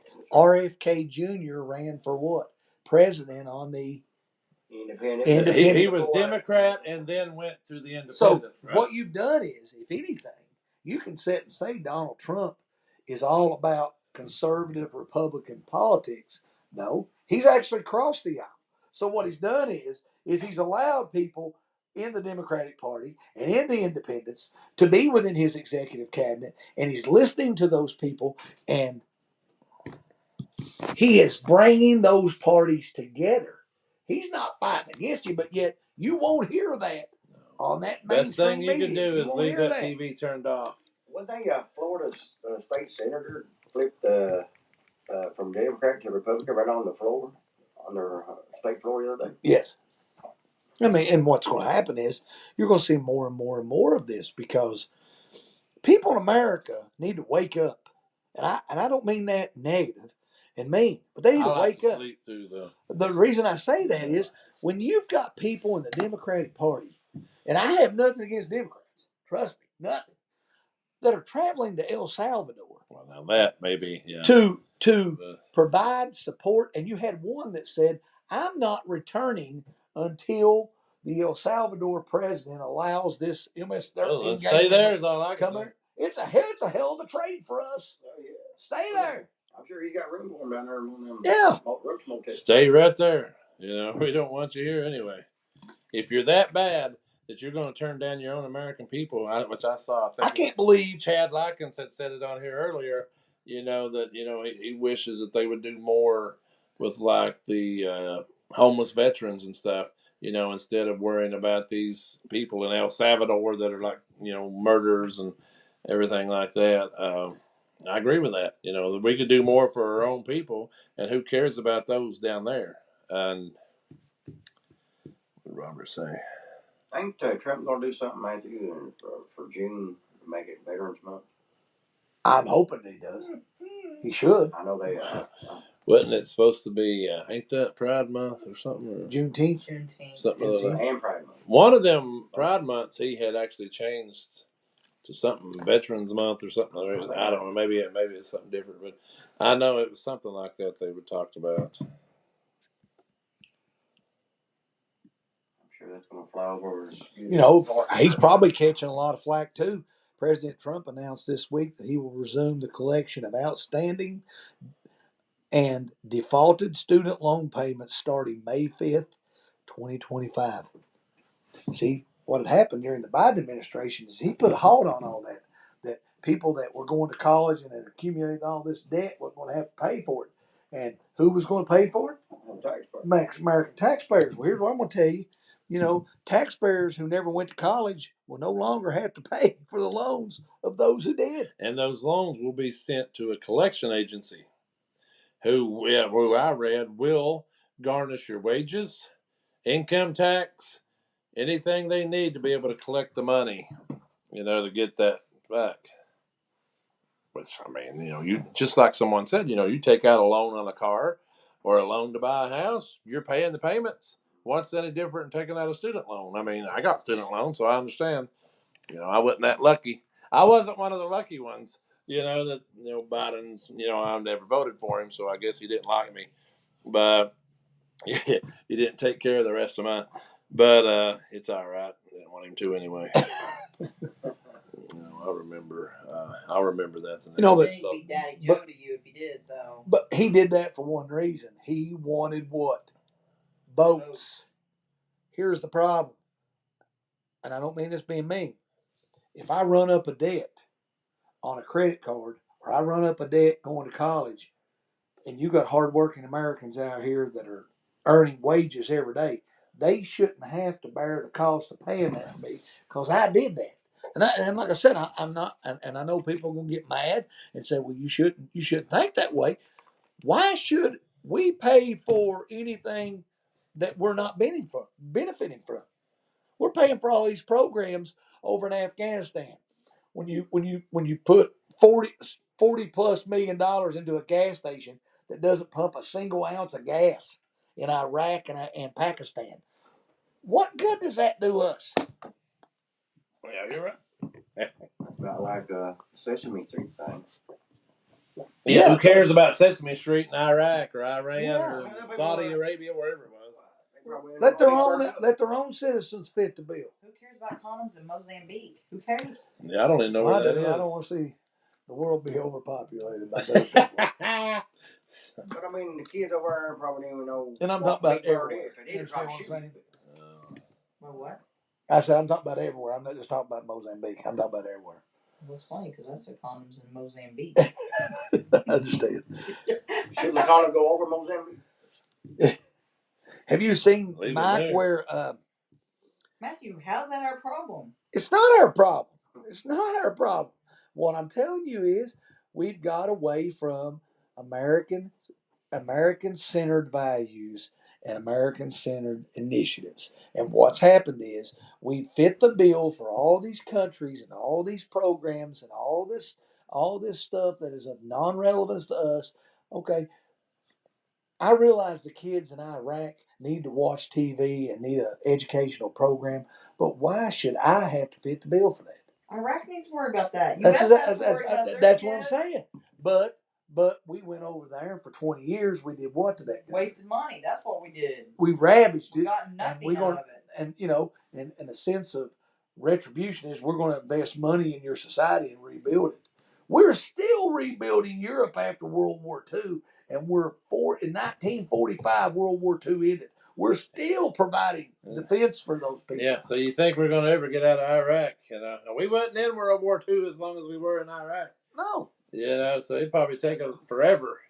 But what you're going to find is Donald Trump has done everything in his power to prevent war. He went to Rome today, and before he arrived in Rome, he met with Russian officials and Vladimir Zelensky, and they almost basically negotiated a peace deal. All they got to do is meet and work out the last minute details, and you've got peace there. And you've got Israel right now that is doing everything they can to push us to start a war with Iran. No, Donald Trump made it a point today to say that we would not willingly go to war because Israel wants us to go to war. He doesn't want war, but there's certain ramifications that we're going to implement. We can't allow Iran to have a nuclear program. Why? We allow Iran to have a nuclear program, it's going to mean bad, bad, bad things for the rest of the world, specifically the United States. Because a lot of these Middle Eastern countries, Mike, they hate Americans. And the reason being is Hell, half of America does right now. But we've pushed our will on these people, imposed it on these people, and a lot of that is the leadership in this country. You go back to George W. Bush, you go back to Bill Clinton, Barack Obama. You say, well, Obama didn't do anything. He dropped a bomb on somebody every 20 minutes of his presidency. Go look it up. Every 20 minutes, he dropped a bomb somewhere. But they tell you we can't have world peace, but Donald Trump has proven what? Benghazi happened on his watch. Yeah. Him and Hillary Clinton's. People need to watch that movie. 13 hours. Even if half of that's true, Hillary Clinton and Obama should be in prison for the rest of their lives. But look who the judge was that delayed the release of the emails, the Hillary Clinton emails. Go look at that. Somebody come up with that name of that judge that delayed the release of those emails. I'll bet you they tie into things trying to obstruct justice with who? Donald Trump right now. I'll bet you $100. So a lot of these people have, what you're finding is federal judges are appointed, and they're appointed for life. The only way you can get rid of them is if they do something of bad behavior. That's what the Constitution says. Just like a Supreme Court justice, we've interpreted it that they, as long as they have good behavior, they're there for life. Well, I'm going to tell you that some of these judges around the country, they need to lose their jobs, and some of them getting arrested today was a good start. If the only thing they're going to do is obstruct justice and keep initiatives from taking place, they need to go to jail. And as I say this, nobody, and I mean absolutely nobody, is above the law in this country, Mike. Nobody. Holman told them that. That's exactly right. Yeah, they thought they would be able to do all this stuff and nothing would happen. There's been a lot of governors in the United States that are saying that Trump will not be sending anybody in to take deportations out of their states. So it won't be long till the governors, you'll start seeing the governors getting arrested and stuff, I believe. I told you arrests are coming. I can't. I think this is just the beginning. It is just the beginning. These federal judges, this judge, where was it at that we reported today? There was New Mexico and I got it here. Wait a second. Minnesota, maybe? Minnesota, Milwaukee, Wisconsin. Hannah Dugan. It's coming, Mike. I mean, we've waited patiently for the last 4 years. I've looked at you and said, patience, grasshopper, multiple times. You're going to see more and more arrests. Hey, you're going to see more and more arrests. And it's eventually going to be political figures within the government. Because if they're going to obstruct justice, they need to go as well. Does anybody remember James O'Keefe? That name sounds familiar. I think James O'Keefe did research where he went out. He was a journalist. He went out and he interviewed people, and he got the goods on them, and then he reported it. And most of the time, they believed his stuff to be conspiracy theories. Yeah, he had wasn't it like a channel or a website or something? I can't think. We talked about it on here when it was all being taken out or whatever. They were taking him down or whatever. But just before we went on the air tonight, James O'Keefe announces massive bombshell dropping next month. Government officials are caught on camera. Billions of dollars in corruption exposed. Billions in government corruption. 5 or 6 tapes worth, leading to indictments, have have them breaking the law all on camera that will be released next month. So May, Yeah. Project Veritas. that's it. That's- Project Veritas. That's all what it he. That's right. That's what is. he. Yeah. That's what he was a part of, and somehow or another they got rid of him, and it was his own creation. But I can't remember, what how it happened. But yeah, he was the. Now those arrests are coming. Like I said, we've waited patiently, and some of us have waited impatiently. I won't speak any names because I know I have to remind them quite frequently that it's not on their schedule; it's on God's schedule. Things will happen when it is necessary. But I am going to look at you and tell you that vindication is coming. It's just a matter of time where we're going to get to wear our shirts that say, "I told you so." Thought that was next week. Well, we are going to wear them next week, but it may be a little longer before we actually get vindication and say, "Remember me telling you that was going to happen?" And it happened. What you think is foolish is not foolish. You're going to find out that some of the people in this country do not have the interests of the Americans at heart. They are self-centered. They are driven by the root of all evil, which is the desire of money. And it has corrupted their minds, and they have undermined this country. And they have undermined the word democracy.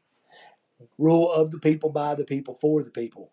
There will come a time in the near future where the people will retake this country back, and a true democracy will reign supreme. Like I said, I didn't give out any names. I think it's going to be highly visible politicians, and no, Donald Trump will not be arrested. Donald Trump is trying to save you, my friends. Regardless of whether you like him or not, he's trying to save you from the system that has corrupted this country for the last 60 plus years. Most people can't believe that because the TV says he's a bad man. He's a womanizer. He doesn't care about he's about destroying the Constitution. If there's one thing Donald Trump is, that is he is adherent to the Constitution. He's adhered to every word in that Constitution. You're right. When these judges have blocked his policies and his initiatives, he could have overstepped his boundaries and went around it and found loopholes. He went through the federal court systems, and sometimes the court has not always ruled in his behalf. When the law was pretty clear as mud that they should have. So I say be prepared. It could be an interesting May. Well, I seen something, I read something here talking about these connection to Gene Hackman and Val Kilmer that they had. I was going to drop some names. Hollywood, pedophilia. So you're saying that Gene Hackman's death was quite possibly not natural causes? Well, it didn't sound right from the get-go. They kept changing their whole freaking. Well, they've been dead I'll forever. I'll give you some information. Because, like I said, I'm in a kind mood tonight. And when I'm in a kind mood, I throw out good things. Huh? I think for once we're glad, man. Okay, good. Gene Hackman owned an island Of course. He owned an island in the off of British Columbia. Guess who owned an island right beside him? Epstein.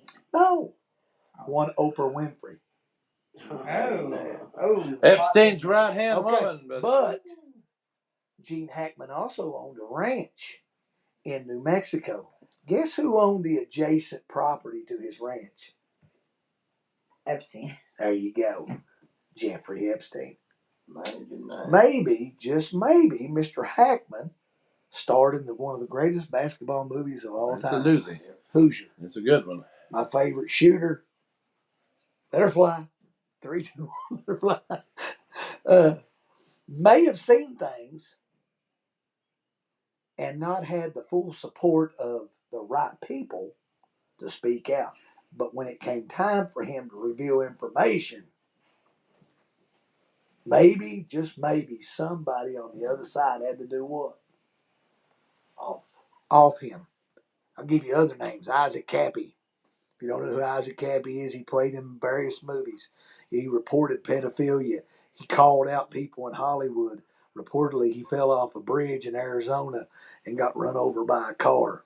Imagine that. Imagine that. How about Anne Hesh?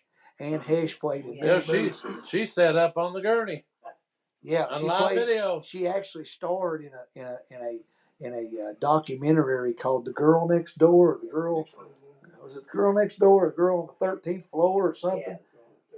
Yeah, it's about pedophilia and girl in room 13 or something like that. You know, and let me give you another one. How about Chester Bennington?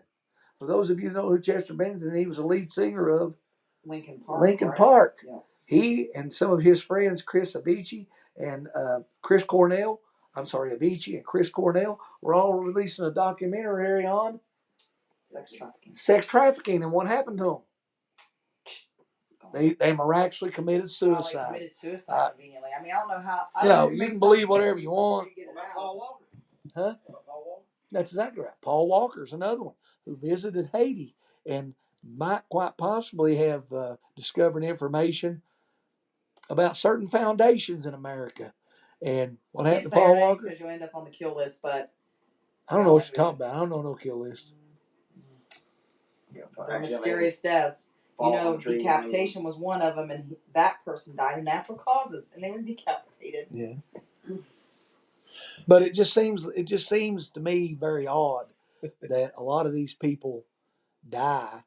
They're in the news, and their deaths are reported, and there's mysteriousness. There's a lot of mysterious things behind them, but you don't understand the gist of it because you don't understand the media is not reporting. You have to do your own research.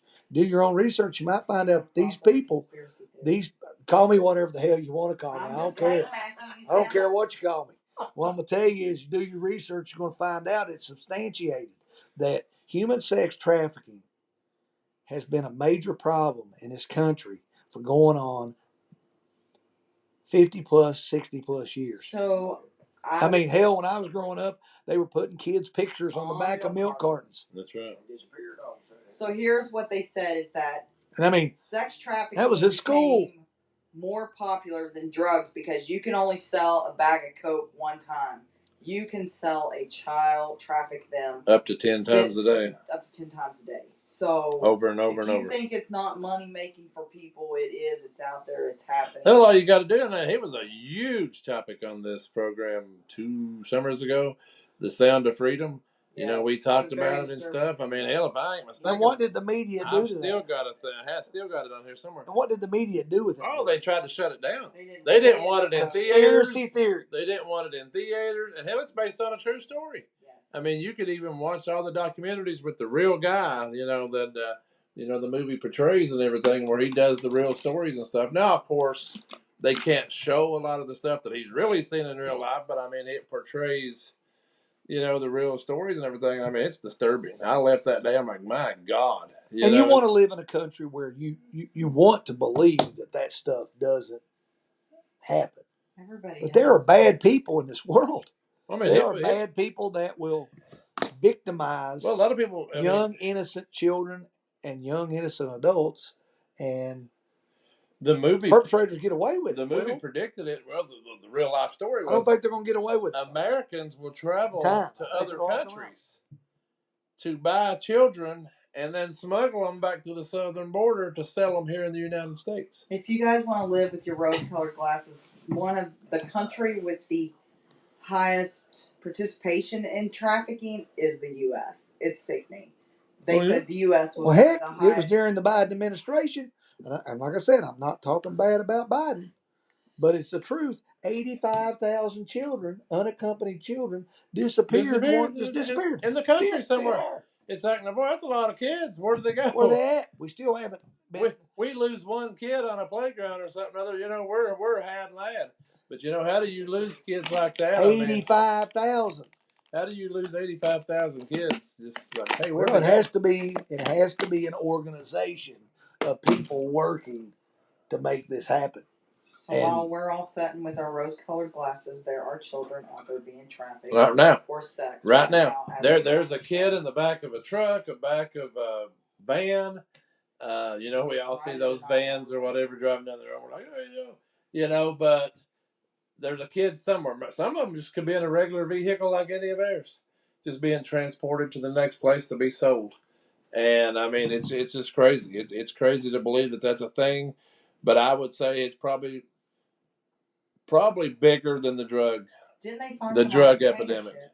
Didn't that happen? Didn't they find some on a container ship out in the ocean? That remember when all those ships were out there not bringing product in? Did they not find? That was a year ago, 2 years ago. I don't. That was supposed to be a supply chain shortage Yeah, in well, America. I Maybe, think, maybe it was they were.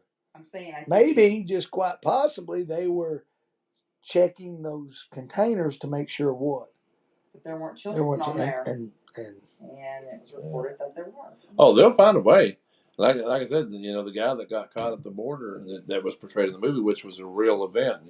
That story was really told by the real guy, and that they said that the American men, like these wealthy American men, will travel to these other countries and buy these young kids and then smuggle them back, across the border into the country here. And then they sell them amongst themselves here until they get so old, and then they either disappear or I don't really know how. Sort of like a gang. I would imagine you don't get out of it. Once you get so old that nobody wants to pay for the kids anymore, I'd say you're done for. At that point you disappear, I guess is what I'm trying to say. So it's very sickening, but it's like right now while we're out here talking, it's happening. Possibly right here in the state of Kentucky, right here local. They have busted some local trafficking rings and stuff like that. And the interstates are prime areas. The interstates is major, and right over the hill here, we've got one of the biggest highways. We've got the parkway that comes right off of these interstates, and everything comes up through here. So, I mean, we don't know. We don't know what drives down our roads at night, right in their own neighborhoods. Or what's happening. It's a scary time out there. You got anything else over there? no, the last thing I had on here was the FDA has introduced that they're going to eliminate 6 synthetic dyes from the market, and I told you Robert F. K. Jr. was going to try to make America healthy again. One of the ways is he's targeting these dyes that have direct correlations between petroleum-based synthetic dyes and health conditions that are existing here in America.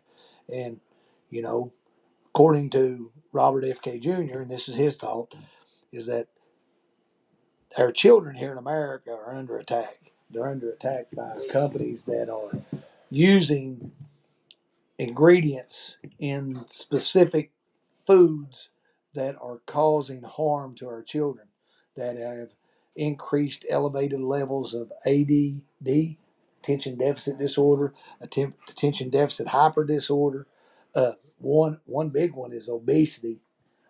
More and more younger children are being labeled obese, and it's created a society that is somewhat lazy altogether. I don't mean that being mean. Diabetes. No, you ain't being There's mean. You're being direct correlations between synthetic dyes and diabetes. In addition to that, direct correlation between synthetic dyes and cancer, GI issues, and allergic reactions. So the Secretary of Health and Human Services, Robert F. K. Jr., along with the FDA, the Food and Drug Administration, have banned such things as red 40, yellow 5, yellow 6, blue 1, blue 2, green 3, because these dyes are believed to have contaminants within them that are causing elevated levels of health conditions among our youth. So, and everybody else. Yeah, I mean, back when, even when I was a kid, I mean, I'm not saying there wasn't no unhealthy food, but, it's like from about the late 80s, 90s when a lot of processed foods and stuff started getting more and more popular, you started seeing people gaining weight more, and so I mean, hell, I'm not going to sit here and say I'm not one of them. Yeah. Hell, you can go eat what you think's a big healthy piece of meat, but it could be loaded with the awfulest things in the world that gets into your bloodstream and stuff and makes things rough on you. But we voted for that. Okay, what did we vote for? America becoming healthy again. Yes. Yeah. Did we vote for America stabilizing the border and undertaking mass deportations? Yes. Yes. Did we vote for no tax on overtime, no tax on Yes. capital Chips gains? and stuff, Yeah. yeah. We voted for all that, and what has Trump done? He's done nothing but try to fulfill the promises that he made to constituents that cast a vote for him, and yet every day the man gets chastised, condemned, talked about. The mainstream media blows all this stuff out of proportion, and you've got about 10% of the United States now, because they say we're divided. Well, when the election took place, 86% of America was not divided. 86% voted for the red wave. So we're not divided. We just got a small contingency of people that can't get on board because they are still being indoctrinated by the mainstream media. And, you know, if you ask people why you don't like Donald Trump, well, I just don't like Donald Trump because he's loud mouthed. And okay, but if he puts more money in your pocket, and the initiatives of America are America first, and they help Americans, how can you not like that? So. Because it wasn't their candidate. Robert, going back to the sex trafficking thing, Robert said there's a lot of politicians in on it too. That's the reason they don't want the border secured, which is true. A lot of politicians. There's a lot of money. It's like a gambling type thing going along with these politicians, just like in Hollywood. A lot of these people own. They purchase these kids and they own them, and they could sell them out to all these other people and make a fortune. Off of this stuff, and it's like some of the people that we think's the greatest TV show actors or actresses or your favorite politicians, most of them has got some form of, except for a few, most of them's got something that ties into that. Well, also when I mention this, the tariff instituted program that Donald Trump has put in place has targeted places like Canada, Mexico, and China. Why? Because how do you think the drugs are getting into this country? The majority of the drugs are coming across the border. We're finding that right now, most of the drugs are not coming across the Mexican border. They're actually coming across the Canadian border. So, you've got a 5,000-mile long, the longest border in the world, and you've got to protect that. If we're going to provide military protection for Canada, we might as well own the daggone place. And instead of investing $200 billion in subsidiaries, use it as the 51st state and provide more militarized control of that area to prevent fentanyl from getting into our local communities. We have epidemics in this country because those drugs are big money, my friend. Don't let anybody tell you there's not a lot of money in that, because the cartels wouldn't be risking life and limb to get those drugs into America if they were not reaping the benefits of it. What is it? Shepherdsville? Does it sound right? There's a Shepherdsville just outside of Louisville. Yeah. I know there's a Shelbyville, but I think this one's Shepherdsville. I watched a documentary on it, and they were talking about how they'll come from like Nashville, drug traffickers or whatever will come from Nashville, and that there's a bridge there in Shepherdsville where there's homeless people underneath the bridge, and they'll throw backpacks of these drugs out. The homeless people will get them, and then they'll distribute them out to the runners and stuff in these communities, and that's how a lot of drugs are getting in. The people that are running the drugs don't even have to get out of a car. They go over the bridge and just throw it over the bridge, and then they go on to the next city, or go back and get another load. And I mean, that's how it's hard to catch them, because at least if you're not sitting there and seeing it happen or whatever, you never find them.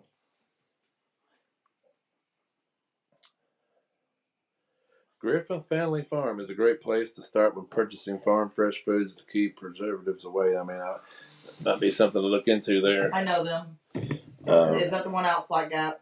Well, now that I don't know, but it's family. They're family-owned farm and stuff like that. They used to be set up down in Painesville. I worked with Chet and Noah's wife Melissa, and they've got several, I think 3 or 4 girls. They all do work and bring in farm fresh food and stuff in there. You It's the can't, same place that I'm talking about. you can't go wrong with Farm Fresh. I mean, that's why I even like our chop shop over here. You know, you can go over and get fresh meats and anything you want right out of there. Sarah Fannin will have her produce out. Sarah Fannon's got the produce and stuff down there. I don't know if she's got any like tomato plants or anything. Usually by now they're starting to get the tomato plants and stuff out. 45 pounds of meat for $200. Cool. That's a lot of meat. That's a lot of meat. So that should do you pretty good right there. I think that would last me and Matthew a whole weekend, wouldn't you? Probably. I like steak. Get us a big old steak. It won't be long. Maybe one of these days we're going to go outside and enjoy Well, something. every time we schedule it for outside. Every time I it schedule it for rains. outside, it rains. I mean, it never fails. That's why I said I don't even know what we need to do. Is just find the most pretty day and just show up and just do it. Don't even announce we're going to do it. Just show up and say, hey, the sun's shining. It says on the other side of Salyersville. So nobody paying no attention. I was looking it up to see what it was. That's it. That's the people I'm talking about. So that's probably right. Yeah. Yeah. If anybody remembers and used to go to the Painesville Stockyard, Chet's dad actually ran the feed store that was out there by the Painesville Stockyard. They used to love the Is that still going? It ain't going no more, is it? I don't think I so. don't say. I remember as a kid going up there a lot. It was a fun place to go to. Well, if you go there on Saturday mornings, they don't have the stockyard there, but they've got a big parking lot that's So, adjacent to it. flea market type stuff. But there'll be some people there selling different items. You know, you don't have a lot of people there. Probably say 10 vendors at the most. Yeah, I ain't been up there in a long time. Been by it, the area there, but I haven't. I go to Bull Creek if I'm gonna go to Bull Stockyard. Creek's usually about the most accessible, here. I mean, you really only go up the Parkway and then go on up through there and hit 23, go over the hill, and there you are. So it's like, it's about the easiest you can get. Is it for real that the girl that came out against Epstein committed suicide? That Virginia Giuffre or whatever her name was? Well, supposedly she was hit by a car in Australia, and they gave her only like 4 days to live. She was the one that had all the information on the royal family because she was supposedly the victim of Prince Andrew. That's right. That's right. Yeah, so she was hit by, I want to say it was a bus or a car, and they only gave her like 4 days to live. That's a lot of coincidence. Well, if you can get rid of all evidence, you got a pretty good chance of getting off. A lot of coincidence. Look, you're dealing with powerful people. It's funny how anybody that comes out against some big, Well, he was wealthy people like that, or Epstein, any of them, it's all of a sudden you just randomly fall off bridges or fall out of a hotel window or just. Or accidentally fall out of a tree and hang yourself and shoot yourself at the same time. Yeah, I mean, it's just some odd things. But we haven't heard, since Pam Bondi came out and said you had within 24 hours you'd have the redacted or unredacted copies of the Epstein list. We haven't heard a lot about that. It's kind of been a distraction. You haven't heard a lot. JFK files came out. You haven't heard a lot of people say it. And then the RFK files came out. RFK came out, I think, right after the last. You can read those. If you want to cipher through 40,000 pages of documents, you could probably figure out who was what group of people were associated with the death of JFK and get the reasons and rationale for why. And you can probably understand a lot of the problems that we're having today in the world if you go through those documents and you're going to see what you mean. Some of the countries that we are inclined to support may not necessarily have our best interests at heart. I'll leave it at that. Yeah. I saw this and thought I would share it with people. It says, sadly, you can read a Bible in prison, but not in school. Perhaps if you read it in school, you won't be in prison. Makes a lot of sense. So it makes a lot of sense. So I thought, I'd save that for the end tonight. I really did. I thought that was awesome. And I mean, it makes, like you said, it makes a lot of sense. If you read it in school, you may not be in prison. I don't know. The world's just going, MK Ultra I see popping up down here, which, a real thing. I mean, there's so many things like that. I mean, we could sit here and talk for 3 nights straight about all that stuff and still not hit every single one of them. I mean, you can go on and on and on about that stuff. See, you don't have nothing else over there. No, we've hit a lot of main things. Imagine what next week will be. I think when May's. you don't wear your shirt. So I think May will be more revealing. Like I said, as we move each and every month, we're learning more. We're finding out what obstacles Donald Trump faces in trying to drain the swamp. The swamp is much bigger than you can possibly imagine. I read a lot. You have to decipher what is right, what is wrong, what is true, and what is false. I said several years ago that the Trump administration had issued as many as 527,000 sealed indictments. In 100 days, the information I've read says that Trump has dealt with 4,600 of those sealed indictments. So that tells you that it may take a while to get through all those indictments, but there are going to be some serious people go to jail. I think Brienne's starting to become a conspiracy theorist. She's talking about Project Bluebeam and Hummingbird. I think she's trying to get that conspiracy theorist card, don't you? Well, I mean, well, I'll ask you this: when it comes to Bluebeam, what do you think about 9/11? Let's see what her answer to that is. Well, I'll say this: you're starting to see more and more information come out about 9/11. The stuff I read is that there's compelling documentation to substantiate that maybe the way things were portrayed are not the way things actually were. But I don't want to discredit the fact that 3,500 Americans went to work and lost their lives and didn't come back. Yeah. I don't want to tarnish anybody's name because people have loved ones that are associated with that, and when you start talking about it, it bothers them because their family members are not coming back. And and she said you don't want to know. It's like, oh, I'm sure we've already discussed it. You're not going to tell. Who is this? They're probably not going to tell. They're not going to divulge any information. I was in high school. I was a junior in high school the day 9/11 happened, and from that day forward, I just started studying 9/11. After I got out of school, then I become this. I went to conspiracy theorist school, and got my master's degree in being a conspiracy theorist. Learned all of that stuff, and then decided, heck with that, I want to be a realist because I want to tell people the real stuff. So, I become a realist now. We actually have AI-generated things talking about us on a weekly basis.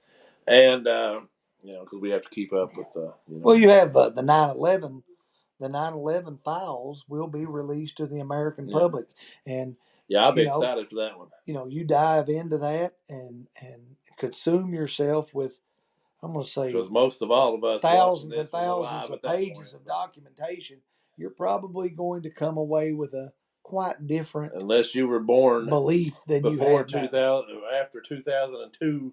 You probably was alive for 9/11. And most of us was.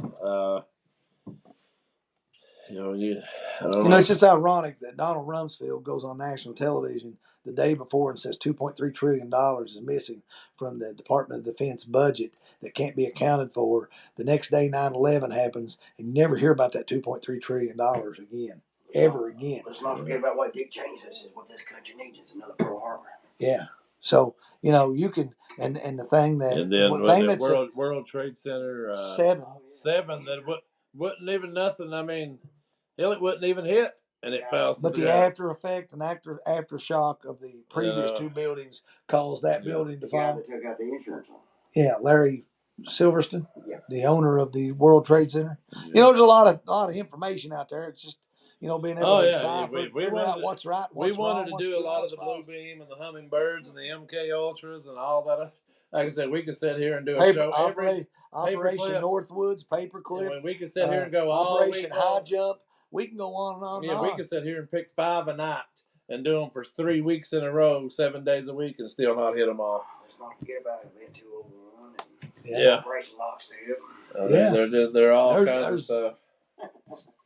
But as I said, as these judges continue to obstruct justice, you're going to see arrests. And I think, and eventually, like Mike said, you're going to see some governors, like the Yeah. governor of Maine, that basically. I think the judges is the beginning of it, and there's been a lot of Maine. There's Maine, I think, New Mexico, maybe it was one.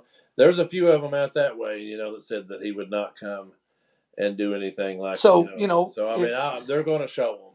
If you obstruct justice, you're going to go to jail. Well, we do something wrong. We break the law. We don't even have to break the law. You We know, can just be accused of breaking the law, Yeah. Mike.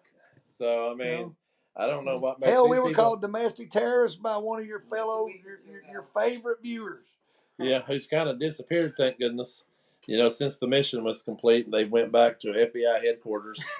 Wherever that was that they went to. Yet, hell, we've been on here every week talking about how we're America first and how we want to see America thrive and become the prosperous country. But yet, you got people identifying you as things. Why? Because they don't want you to speak out. They don't want you to tell this message. They don't want this message to be heard because they don't want people questioning and looking at their government and saying, "What if?"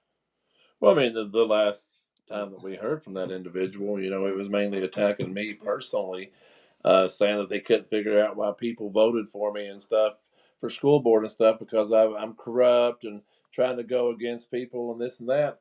Hell, if you ain't seen it, I mean, you read it. I released my first 100 days today. Right there on Facebook for people to see, and every bit of it can be proven that it's happened. I've Transparency. done every bit of it. I told you all. But the 99% of the people will see that, Mike, and they'll say, "Well, that ain't what happened. That ain't what's going on." You're trying to be. Well, you won't know if you're not there. You're right. That's another key thing. About school board meetings is people, want to complain about things going on in the school system and everything, but they will not show up at school board meetings. They will not go to the schools. They will not do any type of things. They just want to complain about it. It's like that's why I post the agendas every month on a Friday when I first get them, because I want people to say, hey, you've got from Friday to Tuesday night, or if it's a special you can look meeting, over that. You can look over that and say, itinerary, and if it's like, oh my God, here's something about I don't know Herdman Field, for example, I want to be there for that, then you go. I mean, you show up. I mean, last meeting we had one person. Other than the regular staff members and the videographer, that's there. But one person. And it wasn't one person that would be watching any of my stuff. It's just a person that says, hey, I want to show up and watch the meeting. So that's what I'm saying. I mean, if you don't, and that goes with any county office, that goes with any water companies or, any type of I went to a city council. I don't even live in West Liberty. I went to a city council meeting last month, and sat in on it. I mean, just to say how they run and what things they're talking about. I learned some things that I would have never known about things going on in West Liberty and stuff if I wouldn't have went to that. So, I mean, that's what I'm saying. That's where a lot of your information is. And if you don't go to it, you're not going to know it. Well, social media makes it a lot easier.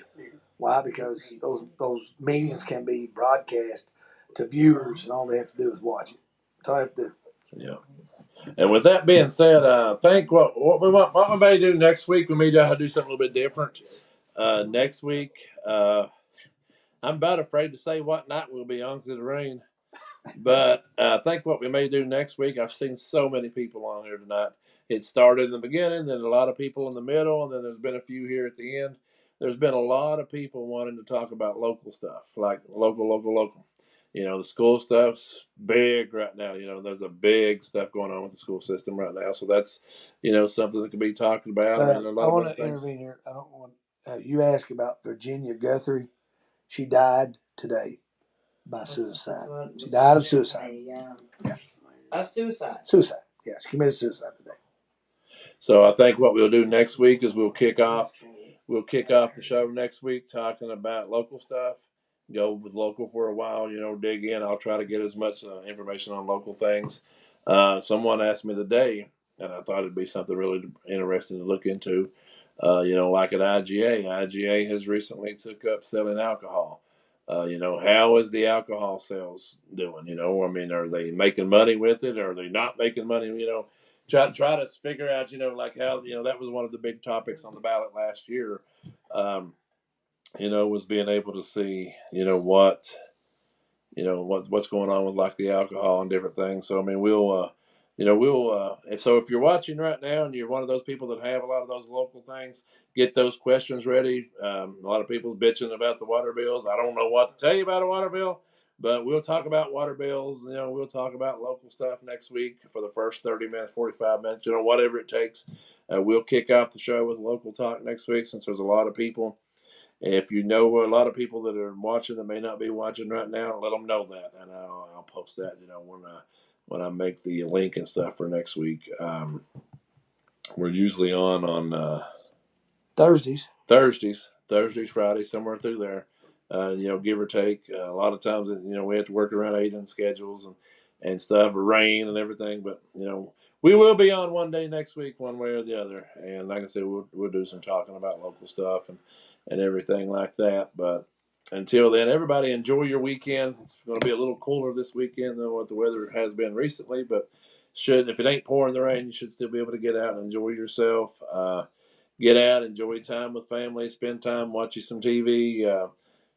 Ain't really have a lot of sports on right now, but baseball. But do what you got to do. Enjoy your time, and we'll talk to you guys next week. Everybody, take care and have a good night.